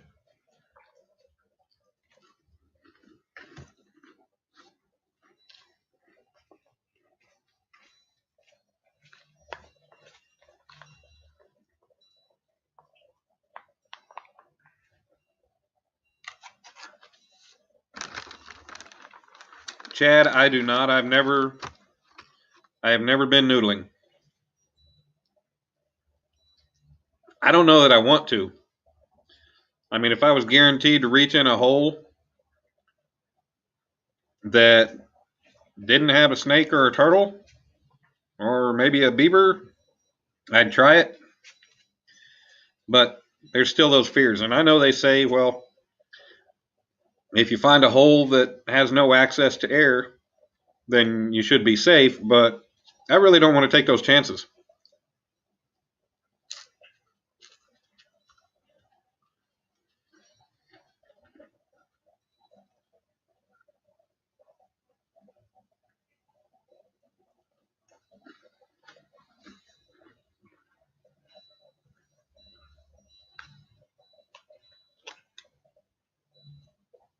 Dale, you're a knight? Which queen or king knighted you? Ah.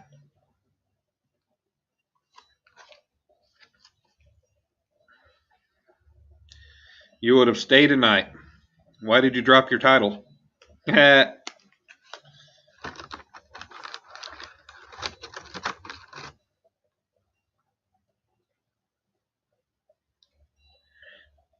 Dale, I know exactly what you mean. Been out many times, sitting by myself, no bites, no nothing.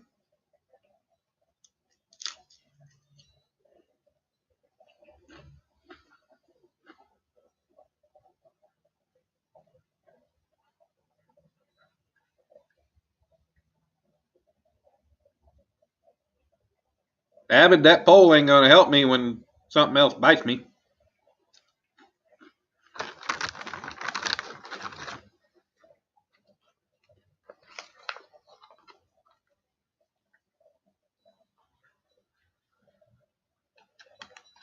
And when I go shoving that 4-foot pole into a hole, then all I'm doing is scaring away a fish that might be in there. I mean, that's great if it scared away a turtle or something else.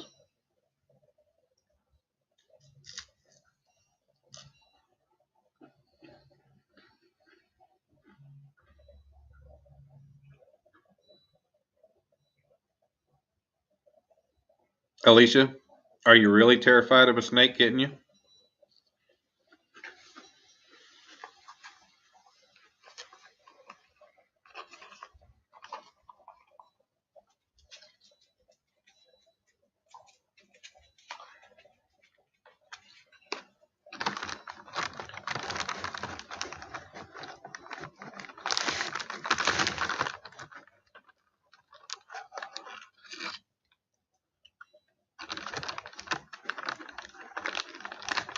A turtle got his eye?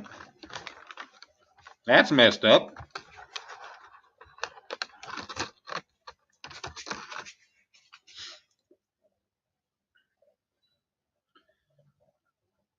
Yeah, Alicia, you got to watch those milk spitting snakes. They'll get you.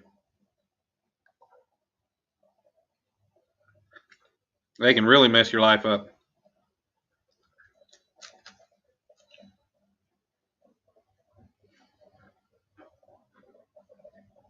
What kind of spider are you going to find in a hole underwater?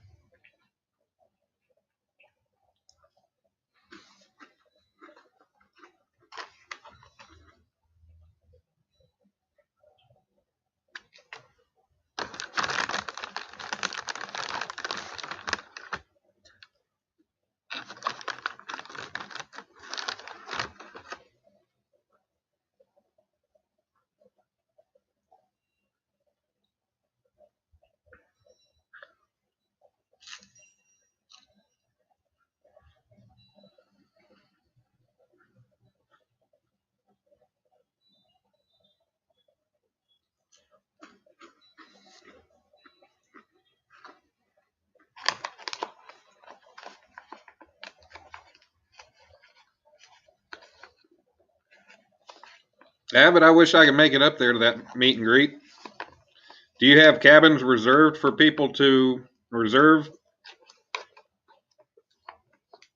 Or is it kind of a, if you're lucky enough to be able to reserve something, you can get it?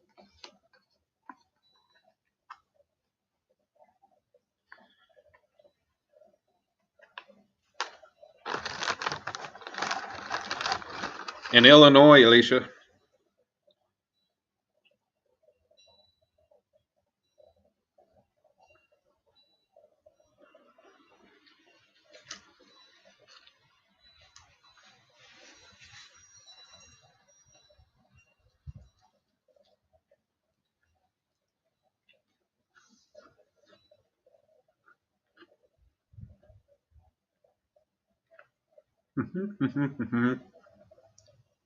Hey, fishing frustrations.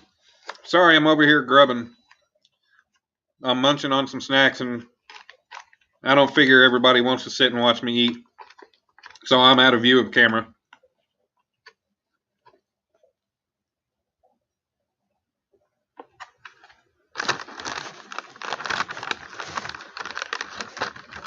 Thanks for coming in, sir.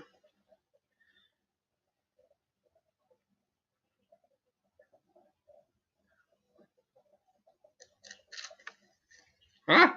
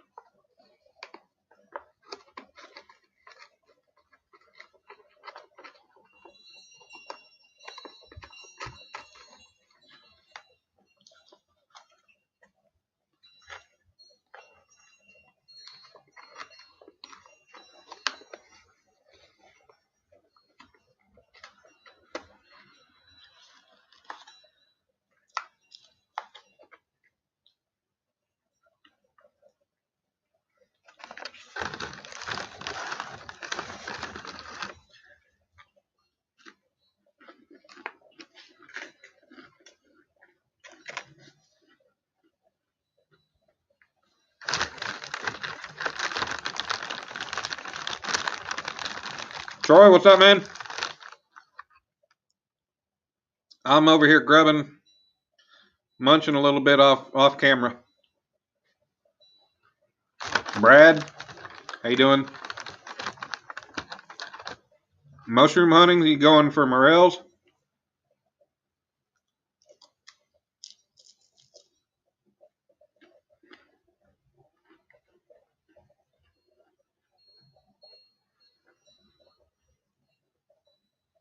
What's amazing, Brad? The tuna packet?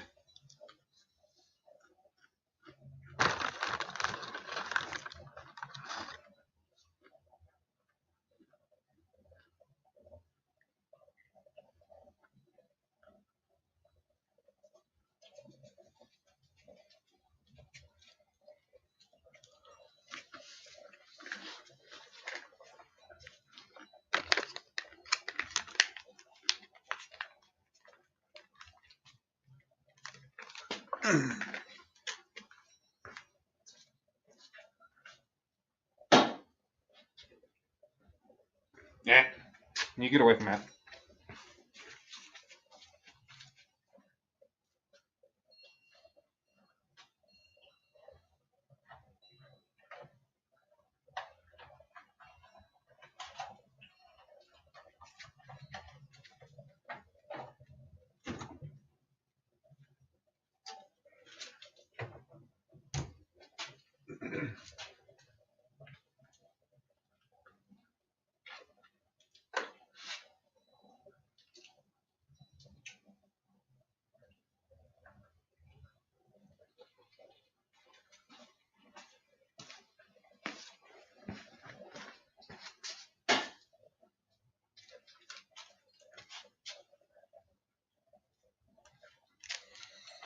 No.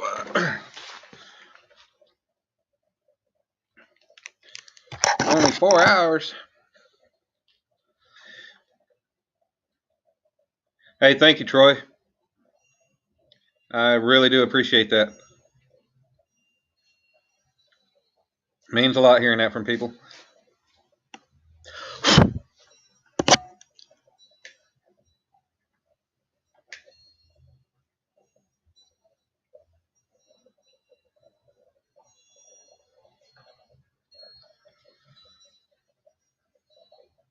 Brad, thank you.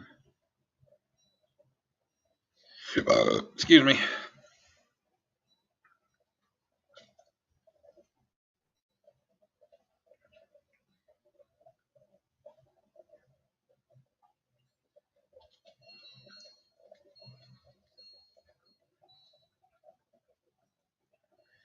Let's see. You said Benton, Illinois?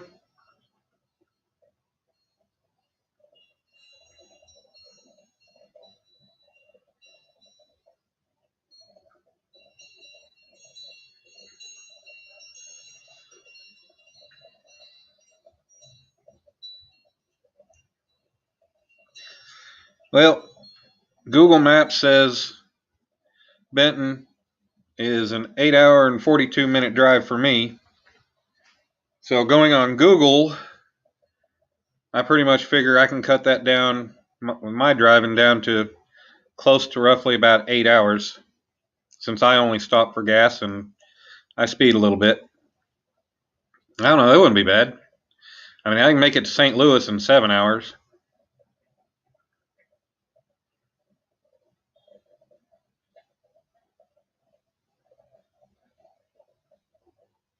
How far is that from St. Louis?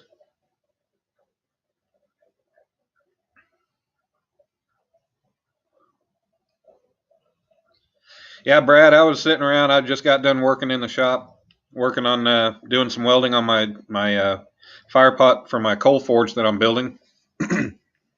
And I was like, you know what? It's about 1 o'clock, but I'm going to go ahead and see if anybody wants to come around,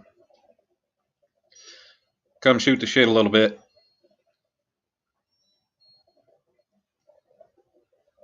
We haven't had Lynn hosting his late nights anymore. Nobody else. So, hell with it. Figured I'd do it.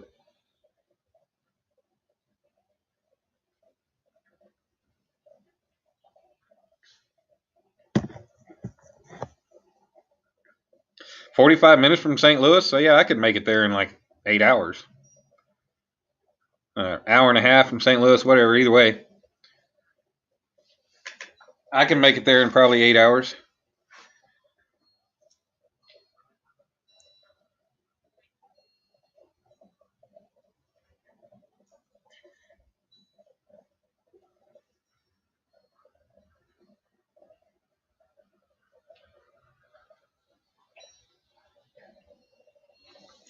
Avid, Avid. What are the accommodations as far as, cabins or what's the deal there?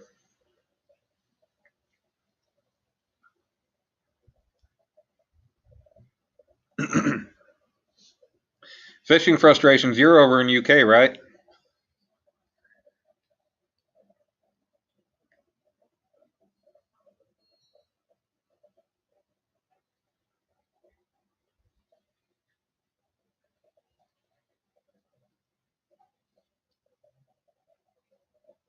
Twelfth cup, Jesus.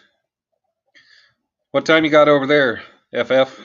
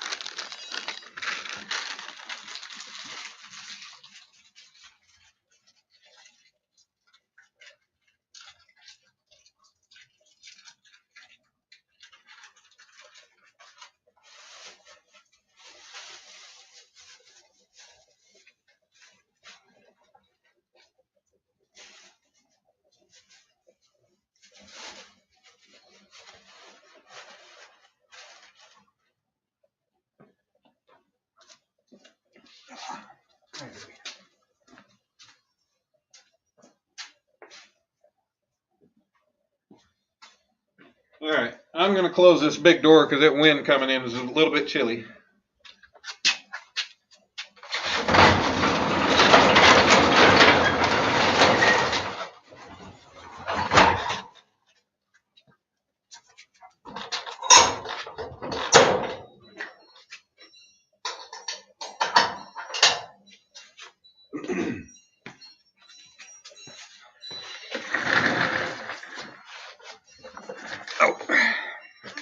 All right.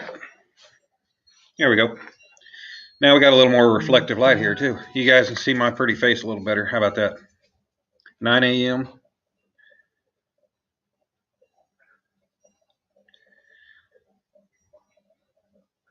Yeah, Chad, I've been through some ice storms. Hell, we had a horrible one in October. Damn near destroyed a lot of trees.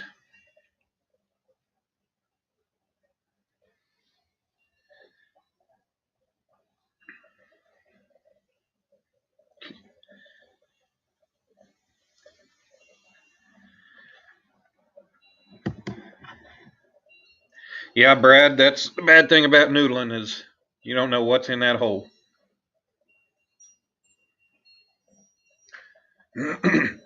Here's a piece of that expanded metal I used to make the hammock out of. Not very flexible at all. I mean, I can bend it, but I don't have gloves on. But took a little bit of work. A lot of heating and hammering.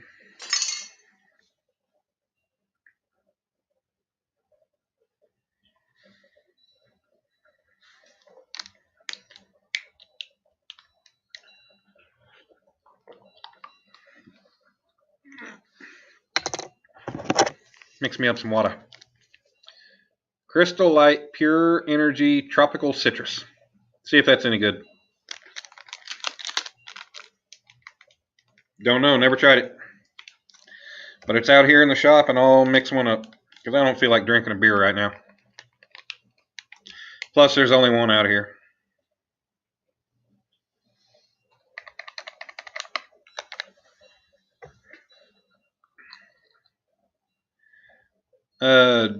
Dale, I'm sure it gets cold in Illinois. I'm sure it does. I'm in Oklahoma, though.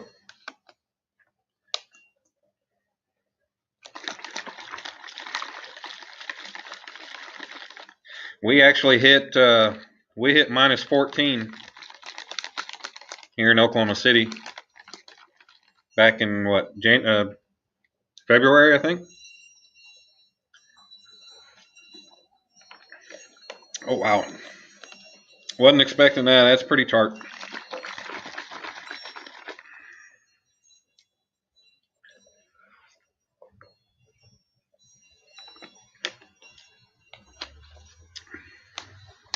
I'll have to go. Hey, Abbott, just email me that link. That way I can pull it up, check it out.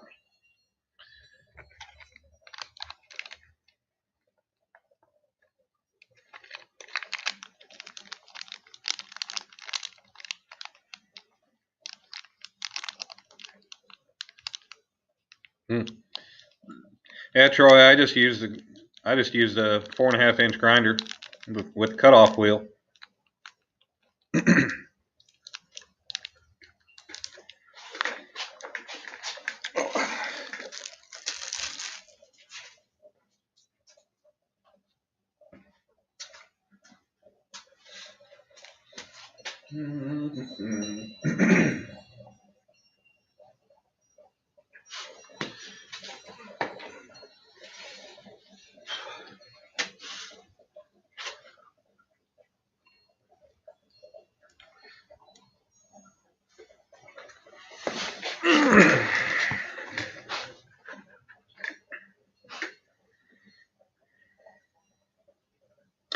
Yep, Chad, definitely Tornado Alley. I've been through all the big ones.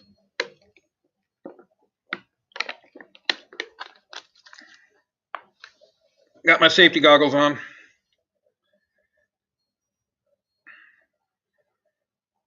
little bit small for me since they're my sons.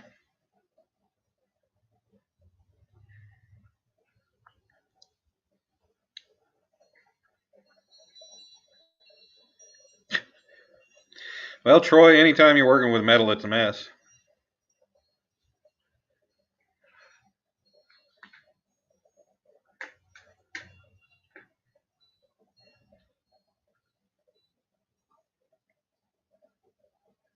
It'd be easiest, but it wouldn't make your cleanest cuts on it. Now, if you're not Oh, those aren't very comfortable. If you're not worried about, yes, goofy. I am goofy. I try to be. Um, I mean, yeah, if you're just need to make a, a close cut and then just grind the ends, hell, a torch work just fine. Torch work on that stuff, it doesn't take the size of that. It doesn't take much to burn through it anyway. But since I was needing precise cuts, I used the grinder after I marked it.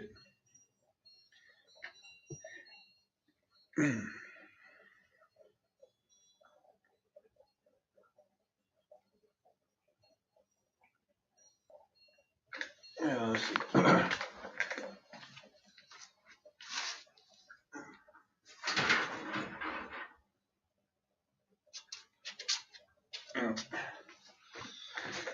Ah, shit. Oh, about busted my ass.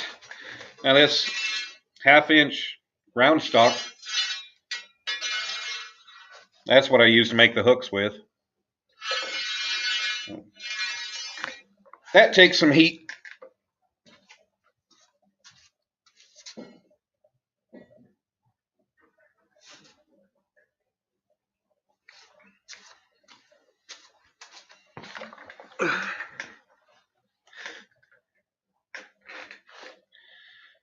Ah.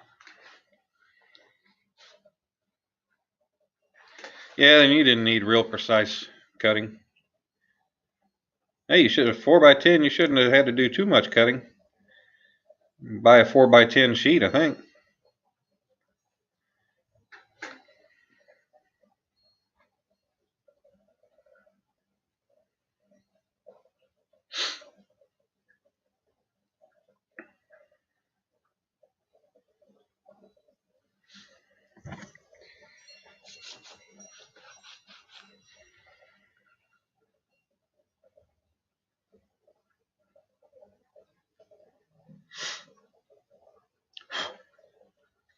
Well, that's not the lightest weight stuff that I've ever messed with as far as the expanded metal, but it's damn sure not the heaviest.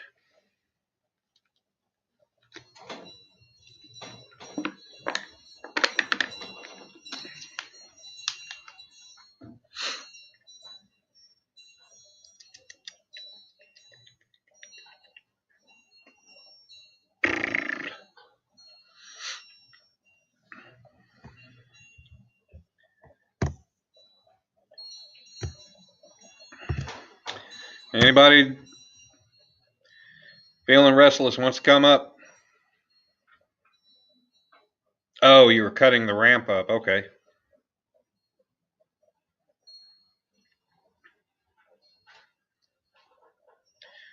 Anybody wants to come up and join me? Join in the conversation.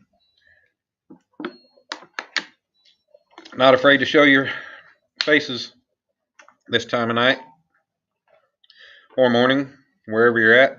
Come on up.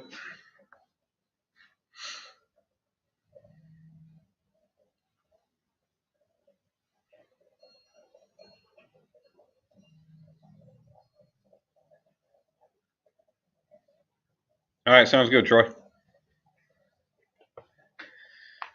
Haven't seen your ugly mug in a while anyway.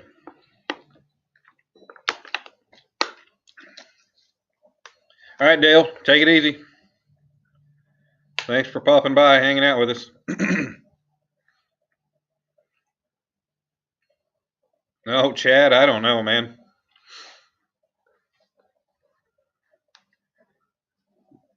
That'd take a little, I don't know, maybe a little imagination. Plus, I would need quite a bit of time in advance to come up with something like that. But that'd be pretty cool. I'd be willing to try it. You were taking pictures of your phone? Hmm.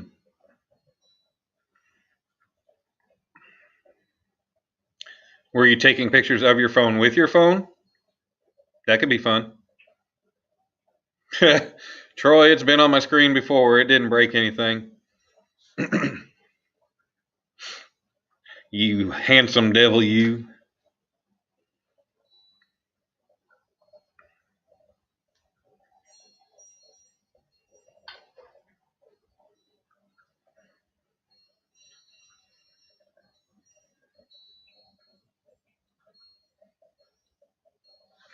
There we go.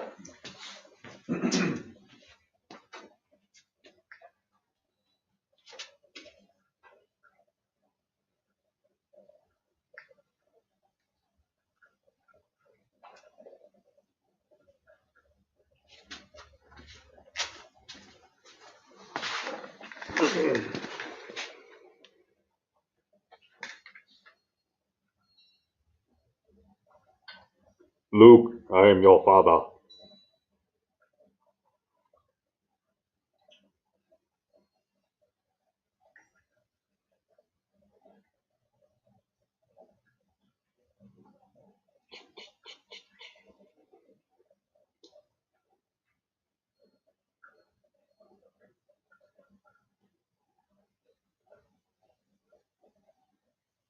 Yeah, frustrations. I'll have to check out your video on your fishing trip. See how that went.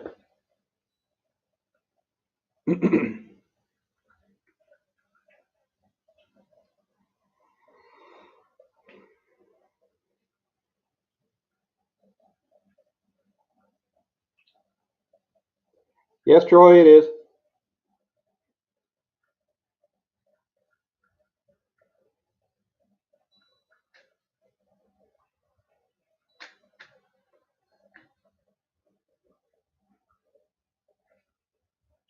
Pete, what's going on, man?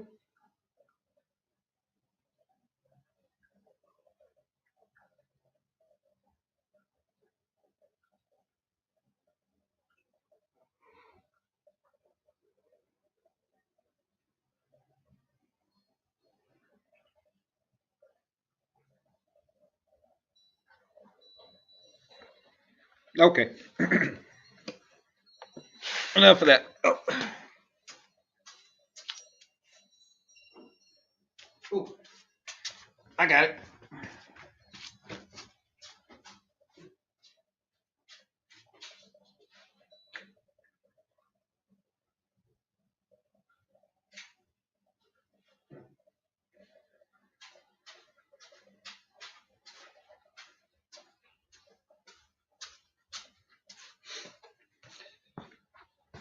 I'll show you my, oh shit. I'll show you my pretty one.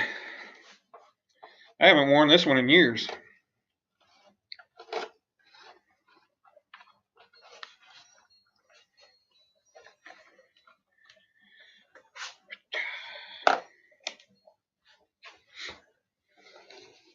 Ah, I think my head got big.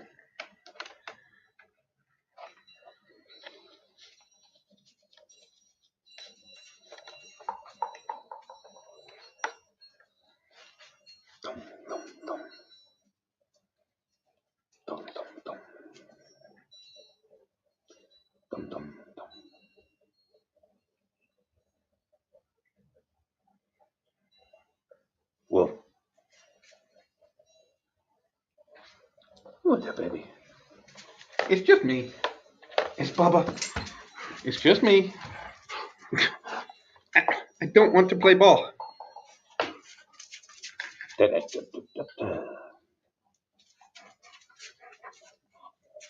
I don't want to play ball.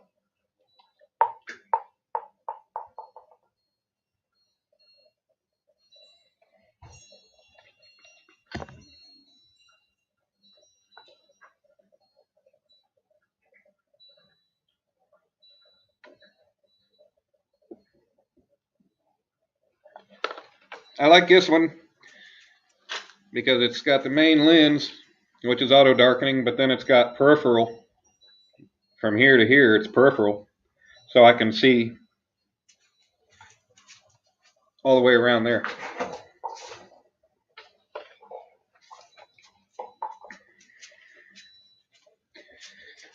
And this one cost me a pretty penny. Should probably start using it sometime too.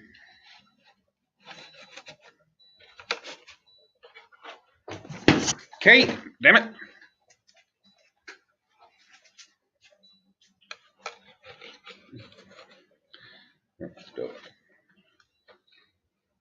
Figure out how to get it back in the bag, right?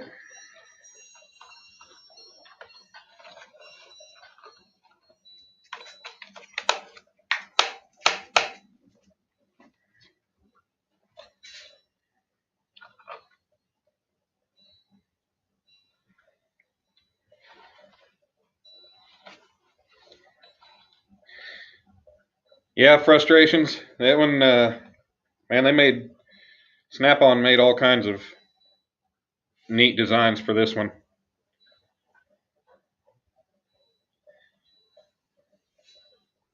But I really like this one, so I got it.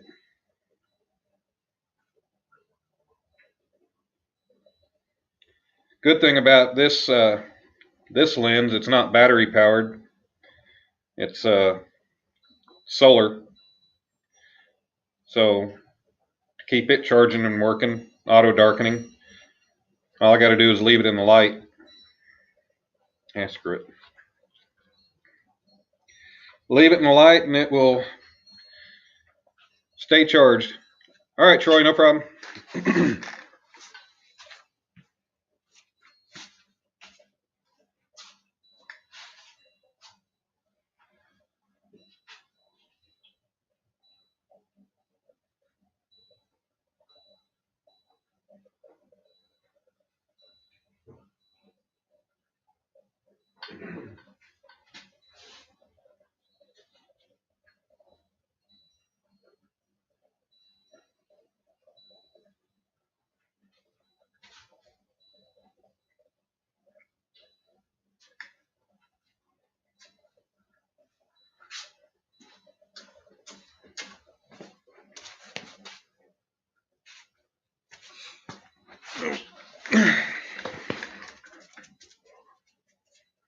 Now I got a DMV hat. Too many things out of here to entertain myself.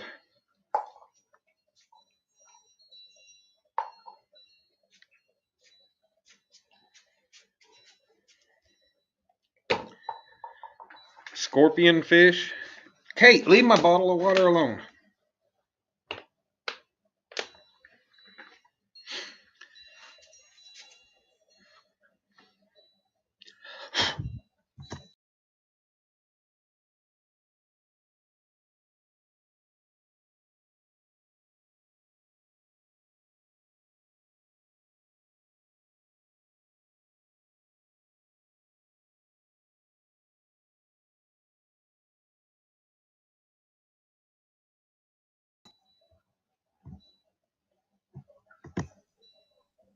What's up, brother? What's up? Sorry about that. I was wiping my damn mouse pad off and ended up, I guess, clicking myself out of here. I heard that. I did. I clicked myself out of the stream yesterday about 3 times. Pain in the ass, isn't it? Oh yeah, every time. So what's been up with you? Oh, not a lot, man. Just been chilling. I heard that. Working on some things. As you saw what I finished up last week and yeah, got sent out. Amazing. That was amazing. My wife said it. She goes, "I wonder if he's ever done any like Sugar Skull stuff." I'm like, I doubt it, but I haven't. Would you be willing to? Hey, I'm willing to try new things. That's something I could take on and see what I could do eventually. Yeah, she loves Sugar Skulls, as you can see in the background. Yeah. Even the curtain. Let me see if I can spin it a little bit. Even the curtain is Sugar Skulls. Oh wow. The kitchen is completely Sugar Skull. Right. I asked her when I've always lived by that philosophy: happy life, wife, happy life. Right. So when we got this house, I said all I want is a garage, and if I can get a small room in the basement, for when it's cold, to do my stuff. That's all I want. Decorate the house any way you want to. And I asked her, I said, what do you want? She said Sugar Skulls. Right. So we went Sugar Skull crazy. Looks like it. I'd have to find something online that, I don't know, I just come across a few. It'd be something neat to try. It'd definitely be Yeah, elaborate. It'd be yeah, elaborate and take a lot of work, but I think it's something that could come out pretty cool. yeah, probably. Well, if you ever decide to jump into it, just let me know what it's gonna cost me, and we'll work something out. $200 minimum. No, I don't know. Yeah, man, there's some crazy shit on here. Yeah, I'd eventually try. I got a few things in the works that I'm gonna work on, but I'm always willing to take requests and commission work. All good. Yeah, I'm just getting back into it. It's been almost 10 years since I've been able. Well, it's been pretty much 10 years since I've been able to make anything. Well, I know you've done a lot of welding and stuff. I've seen you do that. You've been welding and stuff in live before. I just didn't know you ever went to the extravagance of that because that turned out pretty damn nice, man. Yeah, I was amazed. I seen that. I'm like, that's identical to the logo. That's yeah. exactly. Well, that's what I was aiming for. I'm glad you liked it. Glad your wife liked it. Yeah, she thought it was cool. That's like Everybody that seen it was just blown away. right, Because I mean, it's something. It's one thing to make it out of like epoxy or a 3D printer, but making it out of metal, right. that takes some work. Guaranteed. Yeah, that was all. I just looked at the picture and I used one of my circle hooks to kind of eyeball, and there was no measurements to go off of. There's nothing. Just measure it. Yeah. I just made the first hook, and it came out to about what I think would be about the right size, and it worked out perfect. Yeah. Yeah, like I said, I was truly amazed in it, man. I seen that. I was like, yeah, that's amazing. Their face was blown. You could tell they was blown away too. Yeah. When they opened it up, they was like, yeah, and that's a big reason why I asked him to do a live stream unboxing so I could really see. Yeah. I wanted to see their expressions, their thoughts right away. So that was great. Hopefully it'll come back up, or the video, the chat will end up showing up with the video, so I can go back and see who all was in there and read, because there was a lot of it I didn't really get to pay attention to, because hell, I had it on my laptop and I had it on the TV, but the TV was lagging so far behind. I finally just turned the volume down on the TV and let it go, but watched it on my laptop. Yeah. And listened to it. But I tried to pay a little attention to the chat, but it was kind of hard to. I'll tell you what, I was at work and I went on a break, a 15-minute break. Mm-hmm. And I had kind of notifications from YouTube, and I started going through them, and right. I seen it live opening from Dan's Creations. I'm like, okay, click on it, and I fast forward a few seconds to see what it was, and I'm like, I gotta watch it when I get home. Yeah.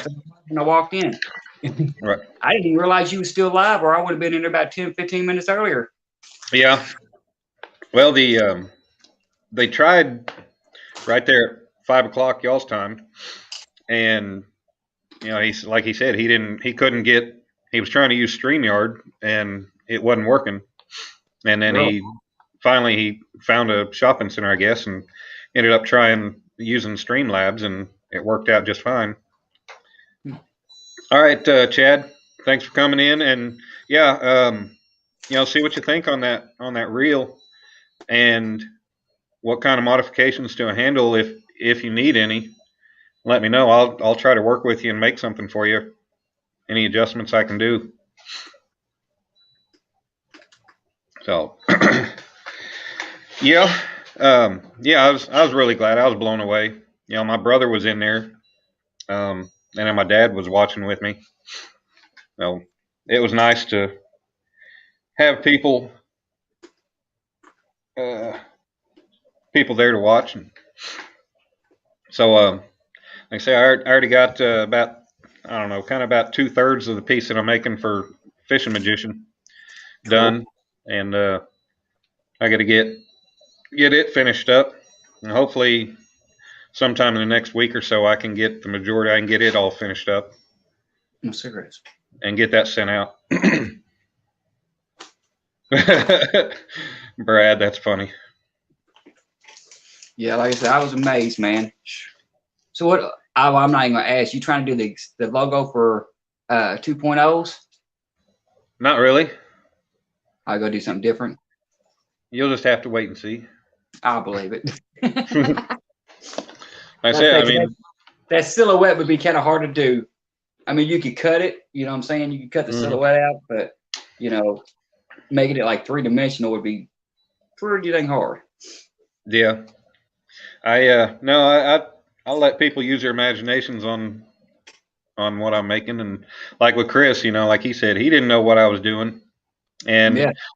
I just, you know, I wanted to see because I couldn't ever see his logo real good, so I asked him to send me a copy of his logo as a full size picture so I could see it and just see how the hooks were and everything else. You know, it's hard to see any pictures on YouTube because the damn little picture is so small. Small, yeah. Right. Damn spider. But so yeah, that gave me a better idea and orientation, and that was helpful. So, I'm so disappointed in my logo. It's not even funny. I've redone it like 17 times. I'll take it in photo editor. Spend 12 hours working on it, smooth out all the lines, and have it to where I can blow it up, you know, 20 foot wide if I want to, and be crystal clear. I'll save it. As soon as I save it, no matter what format I save it in, I go back in. It's all pixelized. I'm like, it won't let me. I've cropped it out twice to where I've actually had the logo where I'm just moving around the screen, the logo itself. Right. And I cropped it to another page and did everything I normally would do to make a logo where it moves. And I went to StreamYard. I'm not StreamYard, but Teesprings. I was going to start doing some. I got a bunch of people at work that want some merchandise and stuff. Want some hats and some shirts and stuff. I'm like, okay, well, y'all gonna, you know, cover the cost of it. I mean, I'll order it through me. That way you ain't got to pay the markup. Yeah. Y'all gonna pay the, you know, reimburse me for that part of it.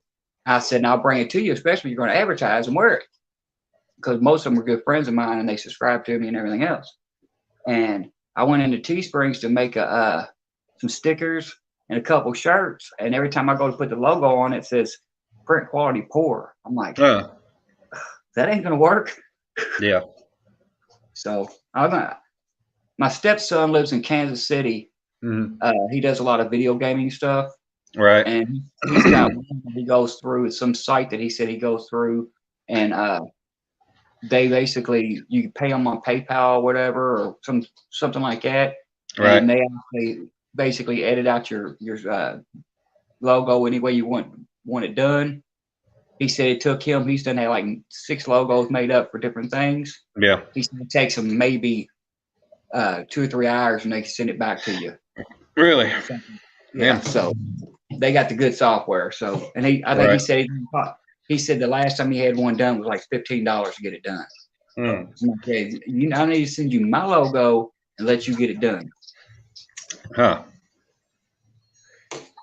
Yeah, I got to come up with a logo. I have an idea for one I want, but just having somebody come up with it. You know, since I ride sport bikes and I do the metal work and stuff and the fishing, I kind of had the idea I want a guy in it, even if it's just, you know, like a silhouette picture on a sport bike riding a wheelie wearing a welding hood holding a fishing rod. That'd be hilarious. You know, talking about that though, I was joking around with everybody because DMV and then Chunky and all of them walking around pulling their wagons, or like DMV rides behind him and stuff. They're talking about my fishing wagon, my fishing cart, my fishing cart. So the last few streams I've been in, I got my small bike behind me. I said, this is my fishing cart.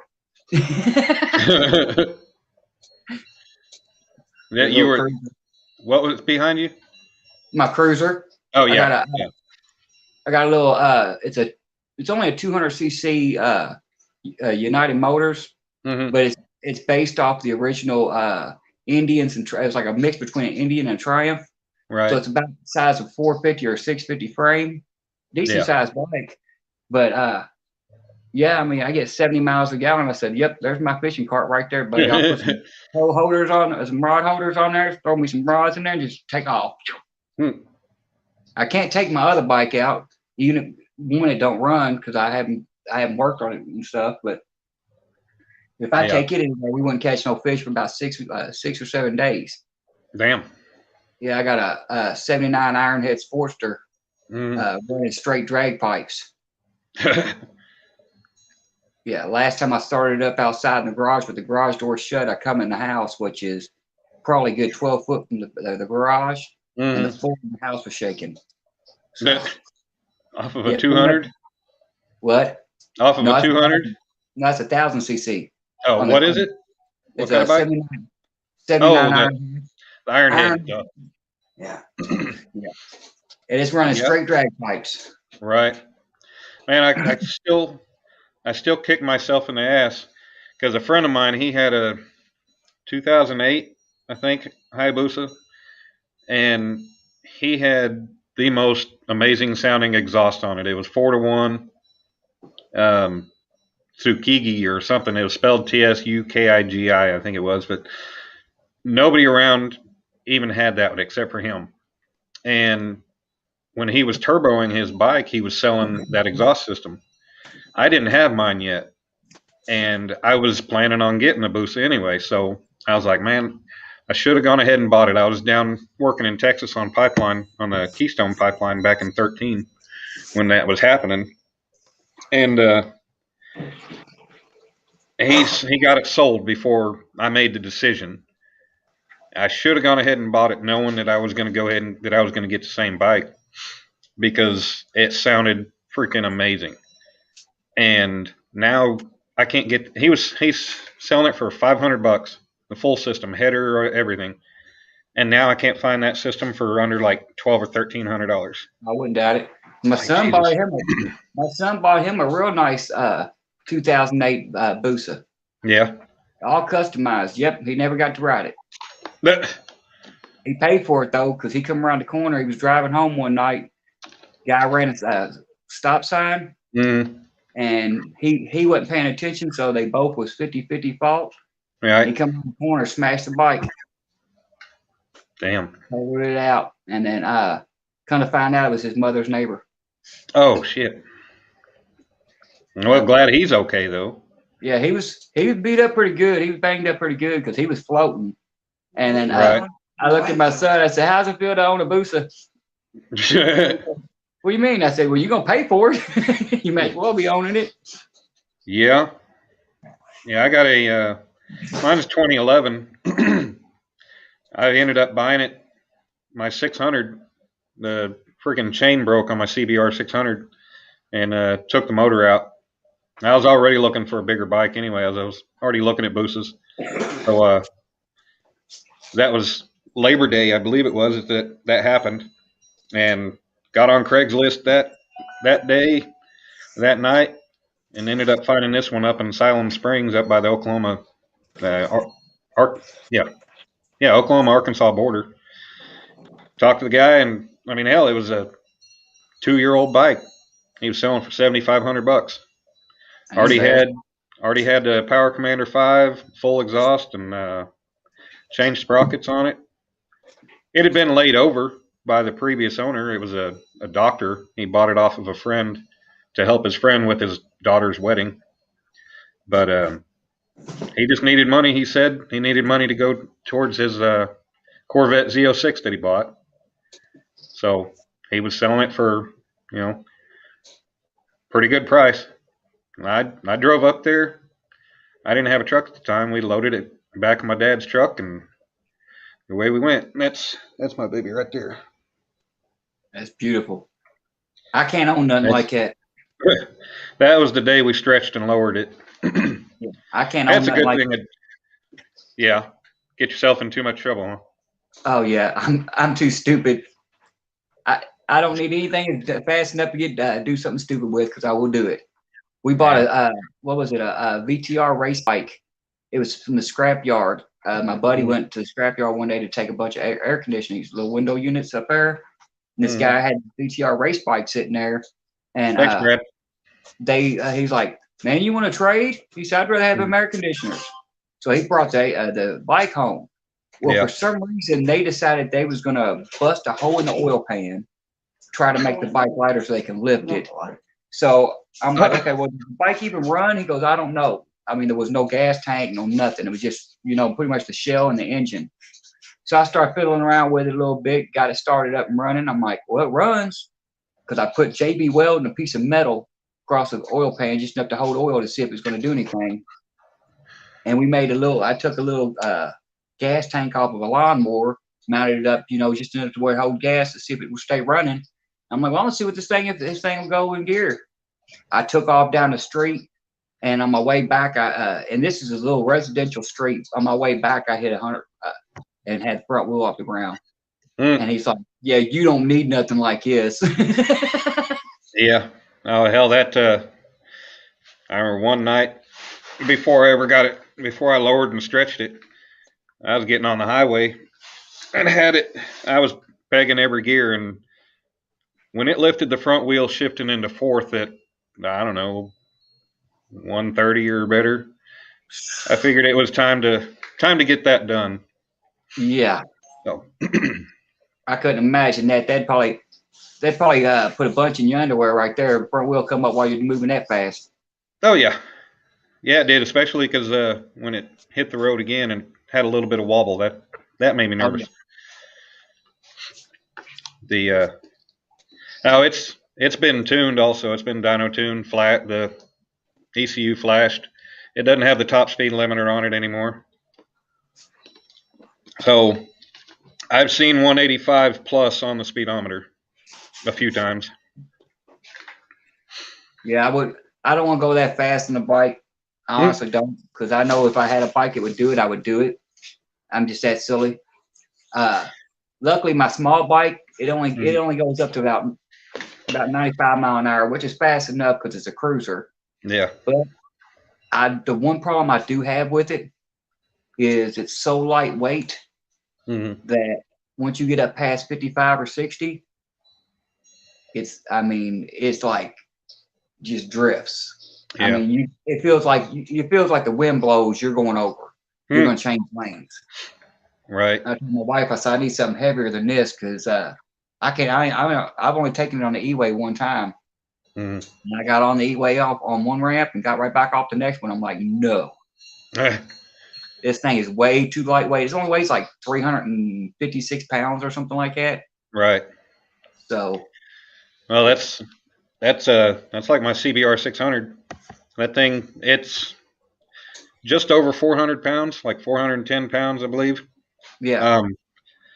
Me and my friends, we went riding out the back highways. Ended up out in western Oklahoma, and we were coming back down I-40, and it was probably 20 to 30 plus mile an hour winds out that way that day, and I could not keep the bike in my lane. I mean, it wanted to blow me off the road every which way. I think the wind was blowing straight south, and yeah, it was hard to keep it off that sideline.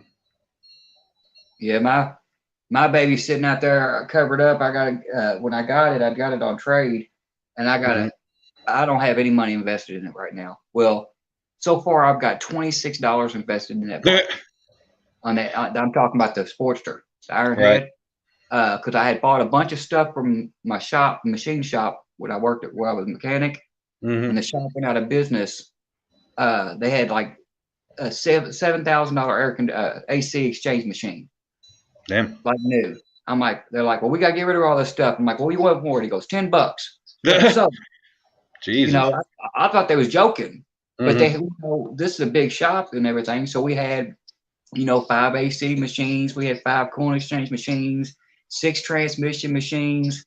And I'm like, how much for the machines? They're like, he goes, well, they told me to donate them or get rid of them. He said, $10 a piece, you can have them. I'm like, load up my minivan. And that's what we did too. I had my wife come out there, and we took the seats out of her minivan, which is how I got my small bike home, was in that minivan. And we loaded all the machines in there. It took us like 3 or 4 trips total to get everything here or to the house. Jeez.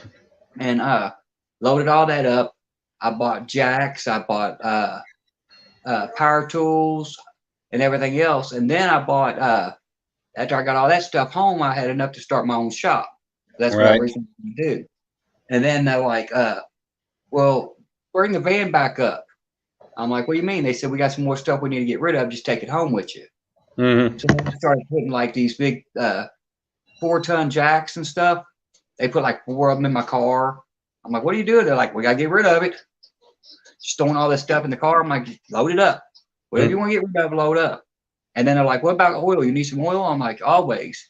So next thing you know, they get like, I got like 75 quarts of oil, like 50 quarts of brake fluid, a 5-gallon container of 0W20 synthetic oil. Mm-hmm. Then well, we're gonna get into all that. And then brake fluid, gear fluid. I mean, I had everything. And then they's like, okay, I got all that home, and they're like, hey, we got to clear this back room out. Well, the place I was working at was Sears, okay? So you know how much stuff Sears sells. Well, they empty out the back room, which is all return lawn and garden stuff.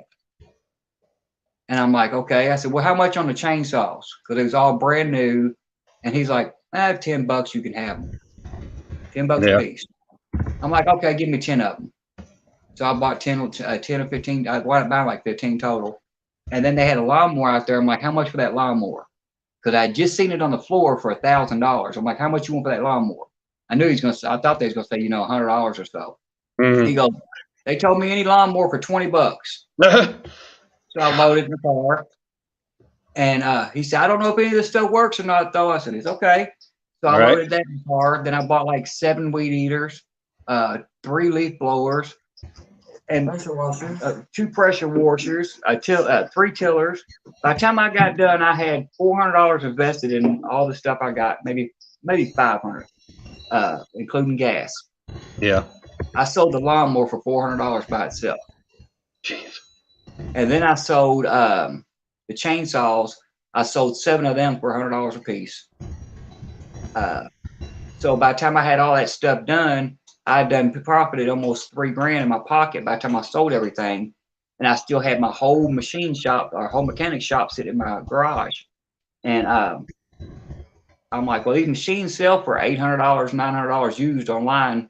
Right. I was like, so I said, there's $70,000 worth of machines here. I said, I'm gonna sell them all at one time because I found out I couldn't put a shop in my backyard, in my garage. And I said, I'm just gonna sell it all at one time. So I posted online. I said $3,500 or we'll trade for Sportster. Listen, an hour later, a guy hit me up. He goes, I got a 79 sitting in my basement. I'll bring out to you. Okay. Nice. Ran and everything. It runs like a dream. He said the clutches was out. They had just rebuilt the engine. There's a local guy, I can't remember the guy's name, but he was a biker here that was known for building bikes. Yeah. And he had just rebuilt the engine. You all right? Oh, my knee. My knee's size of a damn giant grapefruit today. Don't feel stepped on. I've been walking around with a brace all day. Sitting in this chair for the last several hours ain't been helping. I believe it. But yeah, it ran great. He said the engine had less than 500 miles on it since it'd been rebuilt. But his buddy decided to get out and play with it and drop the clutch out of it, so the clutches was messed up. He said, all it needs is clutches. So I'm like, okay, cool. Well, he gets it out here, goes, well, it's going to need a brake line too. He said, my son took the brake line off of it and I didn't know it. I'm like, well, that's a big deal, brake line and clutch. So he goes, I guarantee it'll start and run. So I cleaned out the tank because he said it's been sitting for 3 years. I cleaned out the tank, sprayed some, took the bow off the car, sprayed some stuff down the car, cleaned it out, hooked up a battery to it, said, well, let's see what happened. Hit the key like 3 times, spray some more starter fluid in it, fired right up. I'm like, yep, it runs. Not bad. No, problem of it is, it's a 79. Right. It's a bastard year. That's the only year you can get parts for is a 79. There's no other year that'll match. Really? Huh. Yeah. Even the brake lines are set up different. Right. and then he's got the I think the 16-inch 16-inch ape hangers on it, which I like that anyway. But unfortunately, that just makes it impossible to put a factory on there. And Yeah. I ordered I ordered the front brake hose for that bike for $79. Original for extended handlebars. Spent $76 for that thing when I ordered online. Got here and it's still 7 inches too short. Well, the good thing is, I mean, a brake line is a brake line. As long as you've got the right bend on your fittings, you know, they're pretty much, they just take that banjo fitting mostly, and you know, you can buy. We've got a place here in the city called Freedom Cycles, and they're pretty much all Harley stuff, but they sell a bunch of aftermarket stuff, and you can buy. They actually sell the fittings in pretty much every degree that you could get them. You know, straight or flat. You know, 15 degree, 30, whatever, 45, and then that's got the compression fitting on it that you just tighten your brake line down onto. You can get a brake line any length you want, you know. Well, that's what I'm gonna do. I've got some brake line out there right now, and I'm used to being a mechanic. I'm used to redoing brake lines on cars. So I told my buddy, because he come over and goes, "What are you gonna do about the brake line?" I said, "Easy. The brake hose is only about because I need the flexibility of the hose."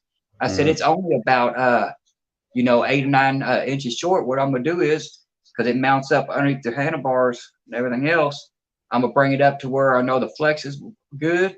I'm gonna cut the top off of it, flare it, and I'm gonna bring from the handle itself. I'm gonna bring it down and just bring a metal line and bring my own line down.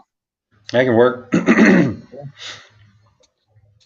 Yeah, my cousin's got an old 70-something Sportster that he got, and it was a Softail, but he wanted to make it just kind of like a bar hopper.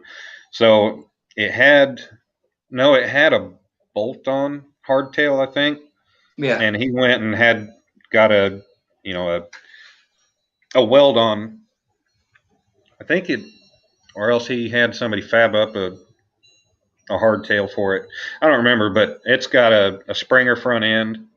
It's got hardtail on it now, and he had the same issue with brake lines and stuff that he ended up having to do, because the way it's built, it's set up and everything. He had to go get a custom brake line done. So, yeah, I don't even know if he's got that bike ready yet. No, he doesn't have it ready yet. I had a picture on here. I was trying to find it real quick, and I was going to show you what it looks like, because I can't show it when I go in live. Usually when I go live and chat like we're doing right now, I do it at my garage.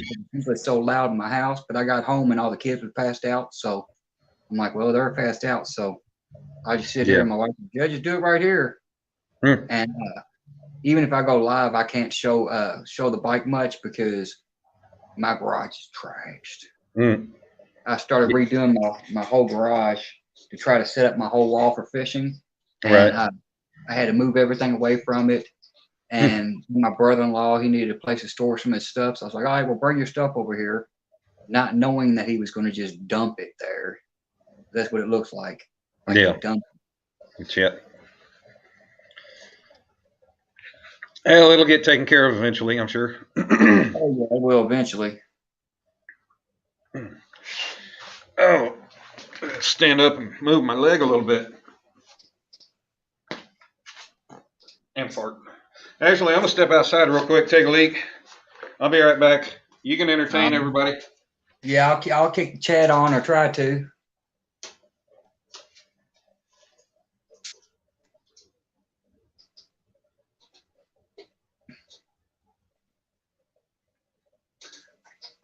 No, Brad, it don't leak any oil at all. It don't leak any at all. What's up, Bullock? Doing all right, brother?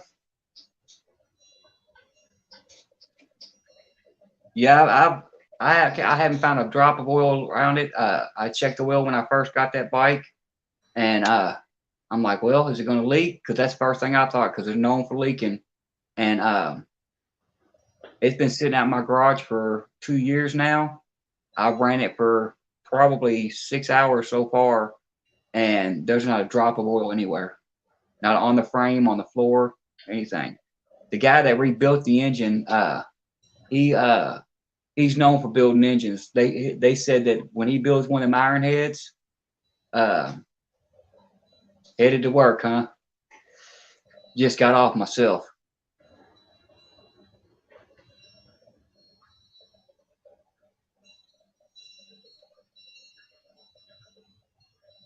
Yeah, they do they did anything efficiently in there, but yeah, they're known, those iron heads are known for rattling loose. The bolts are known for rattling loose on it.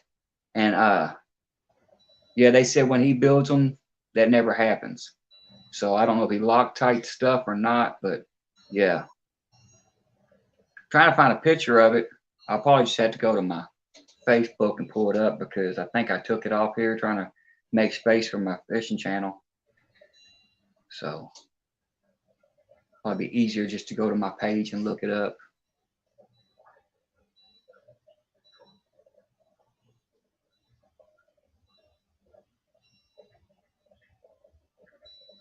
Yeah, I'm hoping mine never leaks because like I said, I haven't seen a drop yet, Brad. Not a drop yet.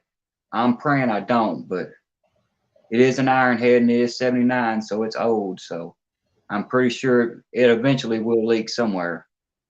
I'm praying it don't, but I can't get that lucky.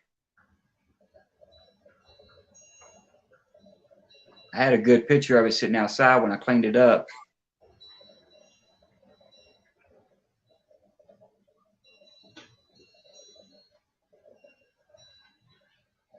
Here's one when it's sitting in the garage. I don't know if y'all be able to see it or not. I'll try to put it up to the camera a little bit. I don't know if y'all can see that. Let me close down the chat for a second. All right, sorry about that. Yeah, y'all can't really see it in the chat. Yeah, Ran out she's to the not. truck while I was out there. What's up, Kelly? But yeah, the best one was, let me see if y'all can see these pictures right here. My little cruiser, when I got it, that red, that's in my kitchen of my apartment. I custom built that bike in my kitchen of the apartment I lived in. Nice. And when I got done with it, this is what it looked like. But it only lasted this way for about, I say about 2 weeks, because somebody decided they wanted to run into the bike. They knocked it over, cracked the front fender, then they ran into the back of it, cracked the rear fender. Jesus. Yeah, I was a little upset because I spent close to 75 to 80 hours just customizing that bike. Now I'm not even seeing it in here either. Maybe it's still in the same place.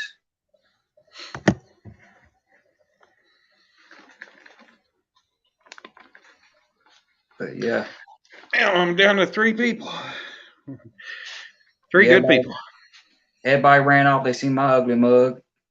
The guy there, gotta go. Yeah. They show up because you're here. Heading to work, Kelly. Yeah, I just told him, I said, I just got off work.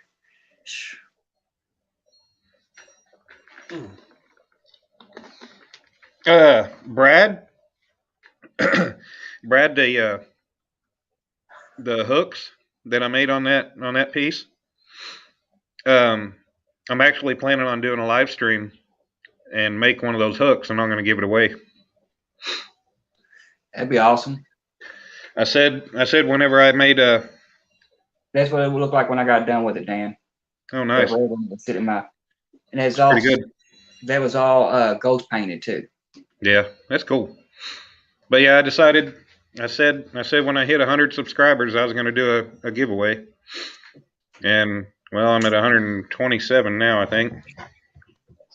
So I will be doing that. Shoot, I thought you'd be at 300, 400 by now, Dan. Shoot. No, shoot. Believe it or not, I just hit 100 myself and don't know how. Hmm. One day I was at 86, and then I went back in like 4 days later. Somebody said something to me about congratulations on 100 subscribers. I'm like, what? Yeah. I'm like, That's cool. But yeah, Brad, that's something I plan on doing. I think maybe once a month or something.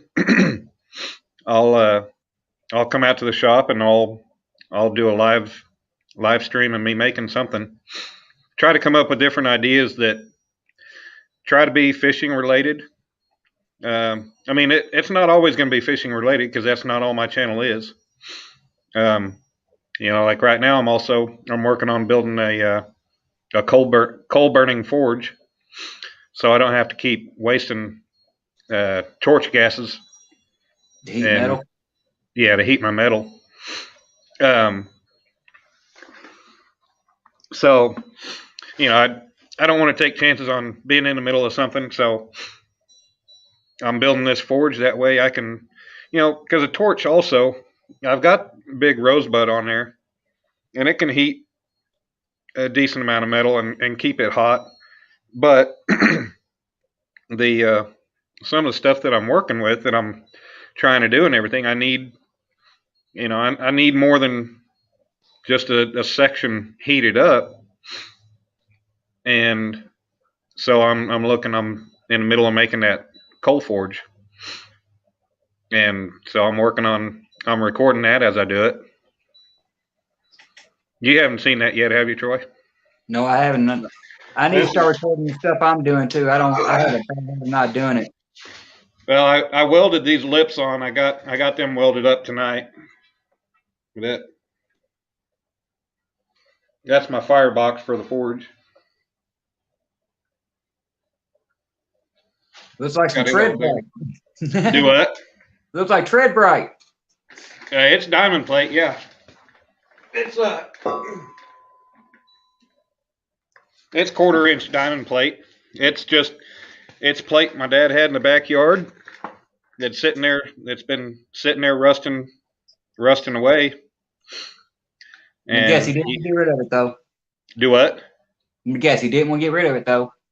Oh, he didn't have a problem with me using it, but he has. I mean, a good amount of it, and so hell, I figured I'm not going to go spend money on some flat sheet plate that or plate steel. It's not cheap, and why am I going to go spend money when I got this? So I figured, hell, I'll turn the diamond plate to the outside, make it look kind of neat, and then I put the diamond plate to the top. The rest of the table and the bench, whenever I make it, the stand, it's not going to be diamond plate, but at least I'll have that. But I was like, screw it, it's free. I've got all the materials to make the whole thing here, except for I think some. I'm not going to use 1/4-inch plate for the top on the bench because that's just going to make it too heavy. Yeah, the reason why I made the comment about he didn't want to get rid of it though is my stepdad. He had 4x8 sheets of that in my backyard. It sit there for a good 15 years. Right. And I asked him, I'm like, Phil, what are you ever going to do with that stuff? He goes, oh, I'm going to use it for something. I got a few uses I'm going to use it for. All right, Kelly. He would give me his car. He would give me anything he owned before giving me the damn diamond plate. He'd give you everything but that metal. Exactly. And he never did anything with it. That's funny. He never did anything with it.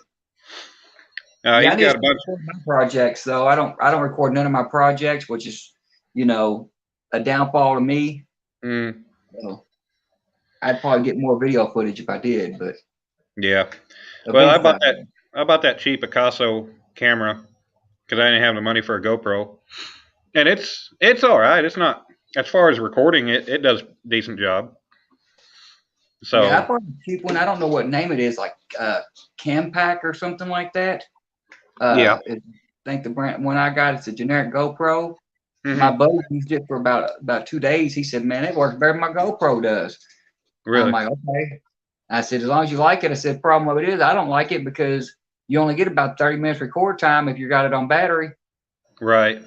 and then the batteries are dead. And he's like, well, that's why they give you 2 or 3 of them. I'm like, yeah, but Well, it that's don't like work the on one. the fishing. That's like the one that I got, and it's what Creole uses on his boat. He's got 2 different models of the same brand, and I bought the cheaper one, and it works. I think I gave 69, $70 on Amazon, I think that's about what I paid for mine. Well, like $69. and it came with a spare battery, the charger, and it came with a whole box full of different mounts and stuff. Yeah, that's For what some mine reason, it came with 2 chest mounts, 2 chest harnesses, Yeah. and 2 head harnesses, and then a whole shitload of mounts. I'm like, I don't even know how I'm going to use a lot of these, but I'll try. Yeah, I was looking through all my mounts the other day for mine. I'm like, I can't find anything I like that I might actually use. I use the head mount every once in a while. Right. I've never even used any of the video footage I've used on it. That I've recorded with it. I've never used none of it on any of my videos. Yeah. Because I haven't got good enough footage. The video quality is pretty decent, but the sound is horrible. The sound. Yeah, the audio on this one sucks. I got it right here, hell.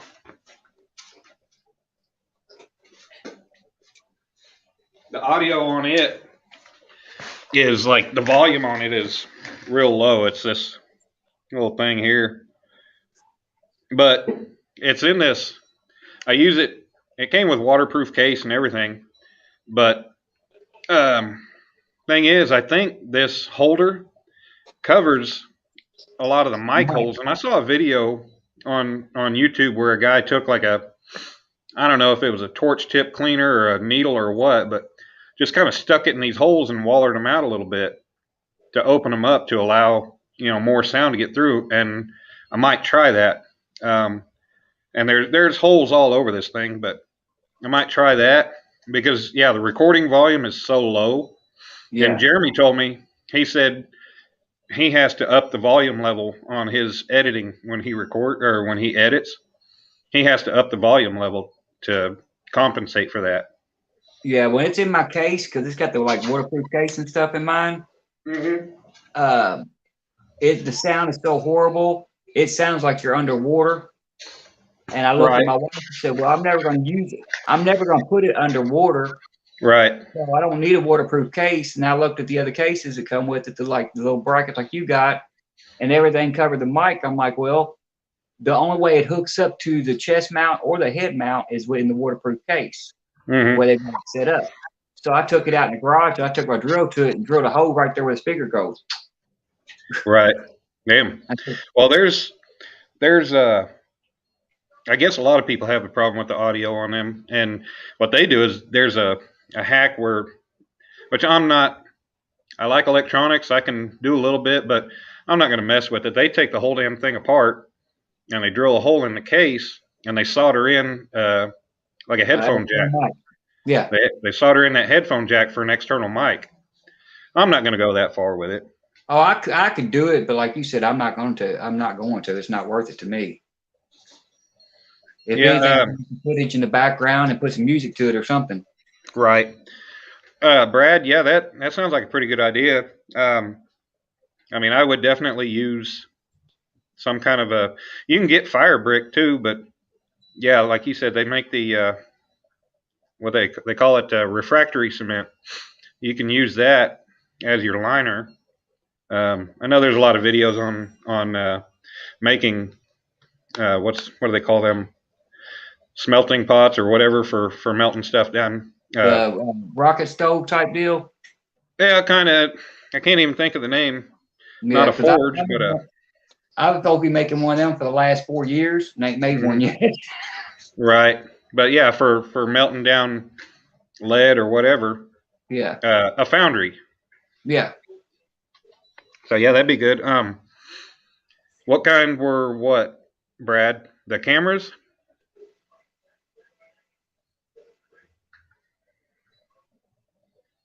Yeah, kiln.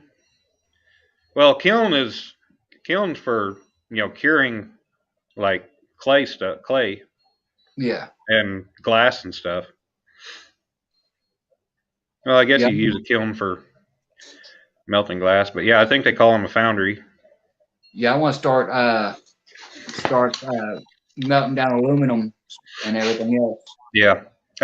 Brad, the that camera I got, like I said, it was $70 with a whole shit ton of stuff, all kinds of mounts. You can get the camera by itself with like 2 batteries and a charger, I think, for like 40 something bucks. So it gets decent video quality. Only thing it doesn't have like video stabilization like the GoPro, which sucks because I try to use it at the playground when I take my son, try to record him playing, and it's pretty bouncy trying to use it in like the selfie stick. Yeah, mine's the same way too. Otherwise, Now, it gets pretty good footage. I don't know about yours, but my 1080p looks better than the 4K does on mine. I haven't even tried the 4K. Yeah, mine looks pixelized, but the Yeah. 1080p looks crystal clear. So I leave See, it I on don't have 1080p. anything to watch 4K on anyway, so I'm not worried about it. I don't think the majority of people do yet, Yeah. even though the prices have been coming down on them. And Alicia, you still creeping over there? I saw your comment about you creeping. Yeah. I'm making that coal forge because I'm basically doing it for free. But eventually, I'm going to build me a propane forge because kind of like one of the blacksmiths I watch on YouTube. I watch a lot of his stuff. He said, unlike a coal forge where you're not always guaranteed the same temperature, you can overheat your metal in a coal forge. You can burn your metal, you can melt it, In a propane forge, you're going to have always a constant heat. It's going to stay that temperature. You can put whatever in there, and it's not going to overdo it. You can make your adjustments on your gas flow, your everything. So I'm going to build me one. I just need to get a bunch of fire brick, build me a frame around it, and I don't know that if I'm gonna build my own burners. There's videos and plans on how to do it, but I might just save the hassle and buy one or two. I was supposed to start casting aluminum last year. Mm-hmm. I told all my friends I was going to start casting aluminum, and I told them, I said, I need all the cans you can get because I'll start melting down aluminum cans, and I'll start casting all the aluminum. So I probably got about 100 pounds of aluminum out there. Mm-hmm. And I still haven't started messing with it yet. I've got some of the other projects going on.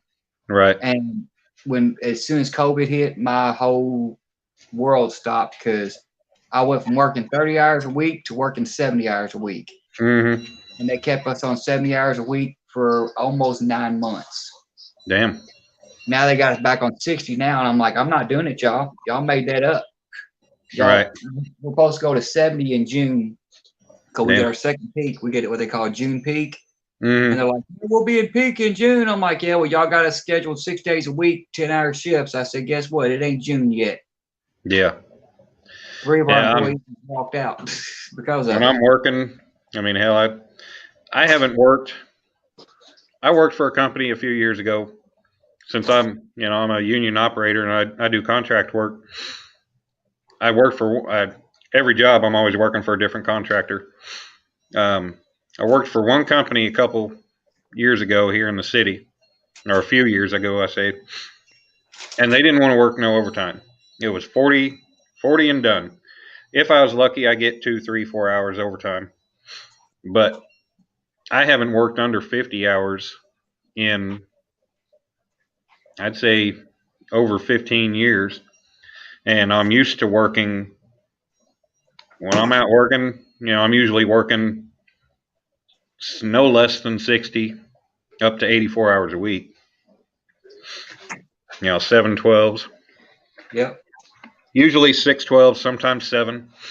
When I'm in the refineries, we'll work, we have to have a fatigue day every 14th day. So we'll work 13 straight and then have a day off. They'll rotate us around. Yeah, this company I work for, they don't pay us enough to do all this. So, Yeah. I mean, literally, I don't make anything. I mean, I make more as a manager at a fast food restaurant than what I make at this company. Oh, damn. Yeah. So it's like, and the bad thing about it is it's a multi-billion-dollar company. Right. And I know you work in a warehouse. Who you work for? Well, I work for it's an off company, but we ship, pack and ship for Bath and Body Works. Okay. Yeah. And we ship out probably close to $10 million worth of merchandise a night. Yeah. And during peak period, we'll have almost 1,000 people in the building. Mm-hmm. During peak period, they don't mind paying you. Peak period, you get about $17 an hour, which is not bad for my area. Because my area, anything $15 is good in my area. Or decent, I should say. Somebody, especially like me that can't do anything else because right now I can't go back into mechanic work because my knees, my back, and my shoulder messed up too bad. Right. I can't go back into mechanical work, so I had to find something. But during peak, they give you $15, $16 an hour, and all overtime is double time. Yeah. Well, that's not bad. Yeah. So you go in, you work 70 hours a week, you come home, your weekly check's about $1,600. Right. That's not bad. But during off peak, yeah, they cut you back to about $12.50, $13 an hour. Damn. And then they're like, well, we're only gonna give you time and a half, but we want you to work 7 days a week, 10 hours a day. Jesus. Like, you don't pay enough for that, buddy. Right. Yeah, I get overtime, and then Sundays are double time, and holidays if we work holidays. But yeah, they don't want to do us nothing like that over there. Right. Damn, Brad. That sounds like a job I worked last year. I worked at a paper mill. We did a shutdown there. Had to replace a whole paper machine. The old machine was there. I mean, it was there for probably since the place opened in the, I think, 40s or 50s. I don't remember. But everything was all just solid, just straight steel there. And we replaced it with, I couldn't even guess how many hundreds of thousands of pounds of stainless steel that we replaced it with. And I worked that job 35 days straight, 12-hour shifts without a day off. I've been doing that. I won't do it no more. I'm too old for that. Like I told my kids, I'm almost 50 years old. I ain't got time to work the rest of my life away. Right. I've been working 60, 70 hours a week my whole life. Yeah. I mean, $3,000 plus a week bring home paychecks weren't bad, but no, yeah. I'd probably still do it for that. I mean, I ain't gonna lie. Yeah, I was ready to come home. That's for sure. Yeah. Well, and I was working. Do what? That's my issue. You know, my wife's got bad health, and then I've got my kids here and everything else. So, you know, I can't spend 70 hours of work, 70 hours a week at work, and then another, 25, 30 fishing. Right. But I got to get my fishing time in because that's my medicine. Yeah. That's my PTSD meds. Right. And we tried that, me not going fishing, because like I told my wife, said, I'll give you anything you want. I'll give up anything. Mm-hmm. I'll sell off my cars. I'll sell off whatever you want. Fix this house any way you want. Decorate it any way you want. I don't care as long as you're happy. But don't expect me to give up my fishing, because we tried that for about 7 months, and it got ugly. She was pretty much handing me the rods, going, go. Right. Now, Brad, that paper mill wasn't bad. It wasn't one where they did the pulping, where they kept the wood there or anything else. I did work at one down in Crossett, Arkansas, that they did, and the smell was horrible. It sucked walking into work every day. I did not enjoy it. I was pissed because I drove, it's like an 8-hour drive down there to that part of Arkansas. And I was told I was going to be there like a week.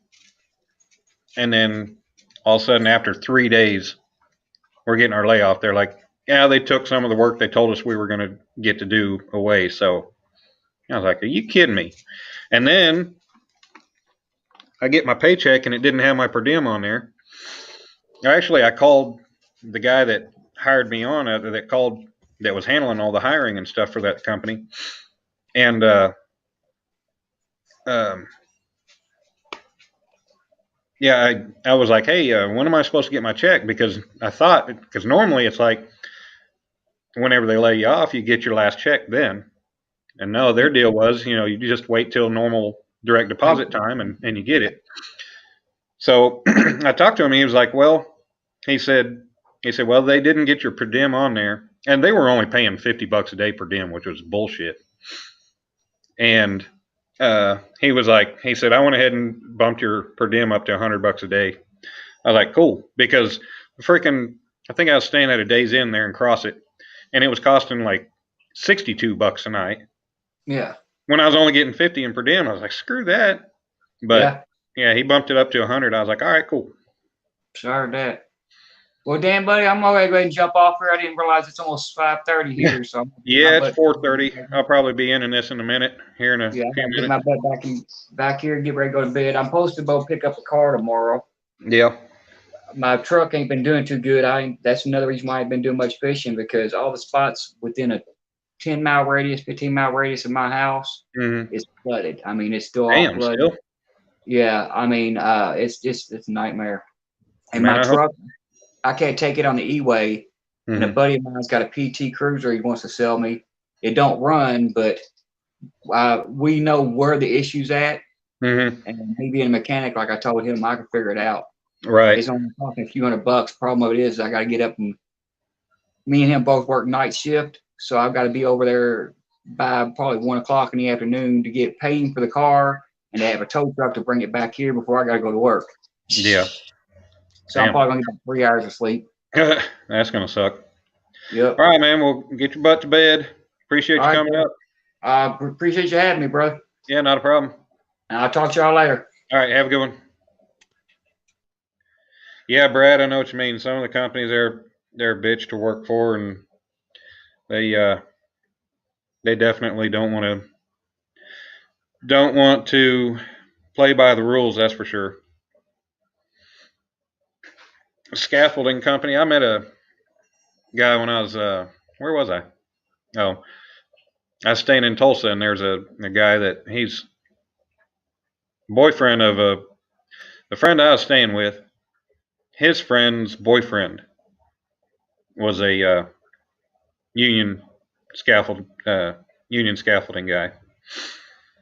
But that was up there in Tulsa.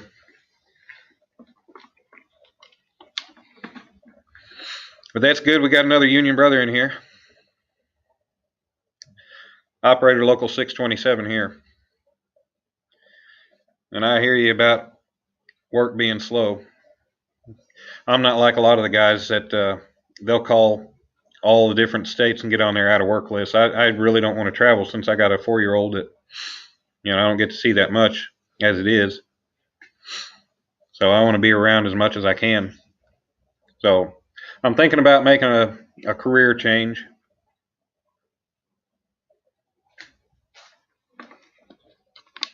The money won't be the same, but being close to home or being home all the time, being able to be around my little boy, that's the important thing. The money will come, especially if my artwork picks up. But Brad or whoever else,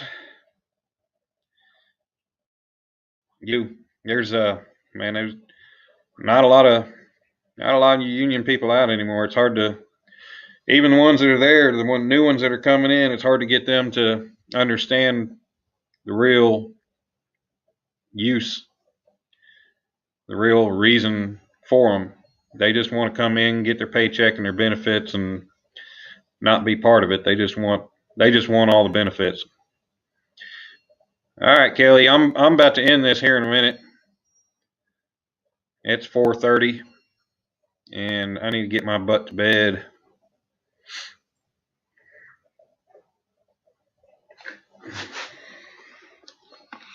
But yeah, Kelly, Brad, and whoever else is still in here. Appreciate y'all coming in, sticking around, bullshitting some, keeping me company.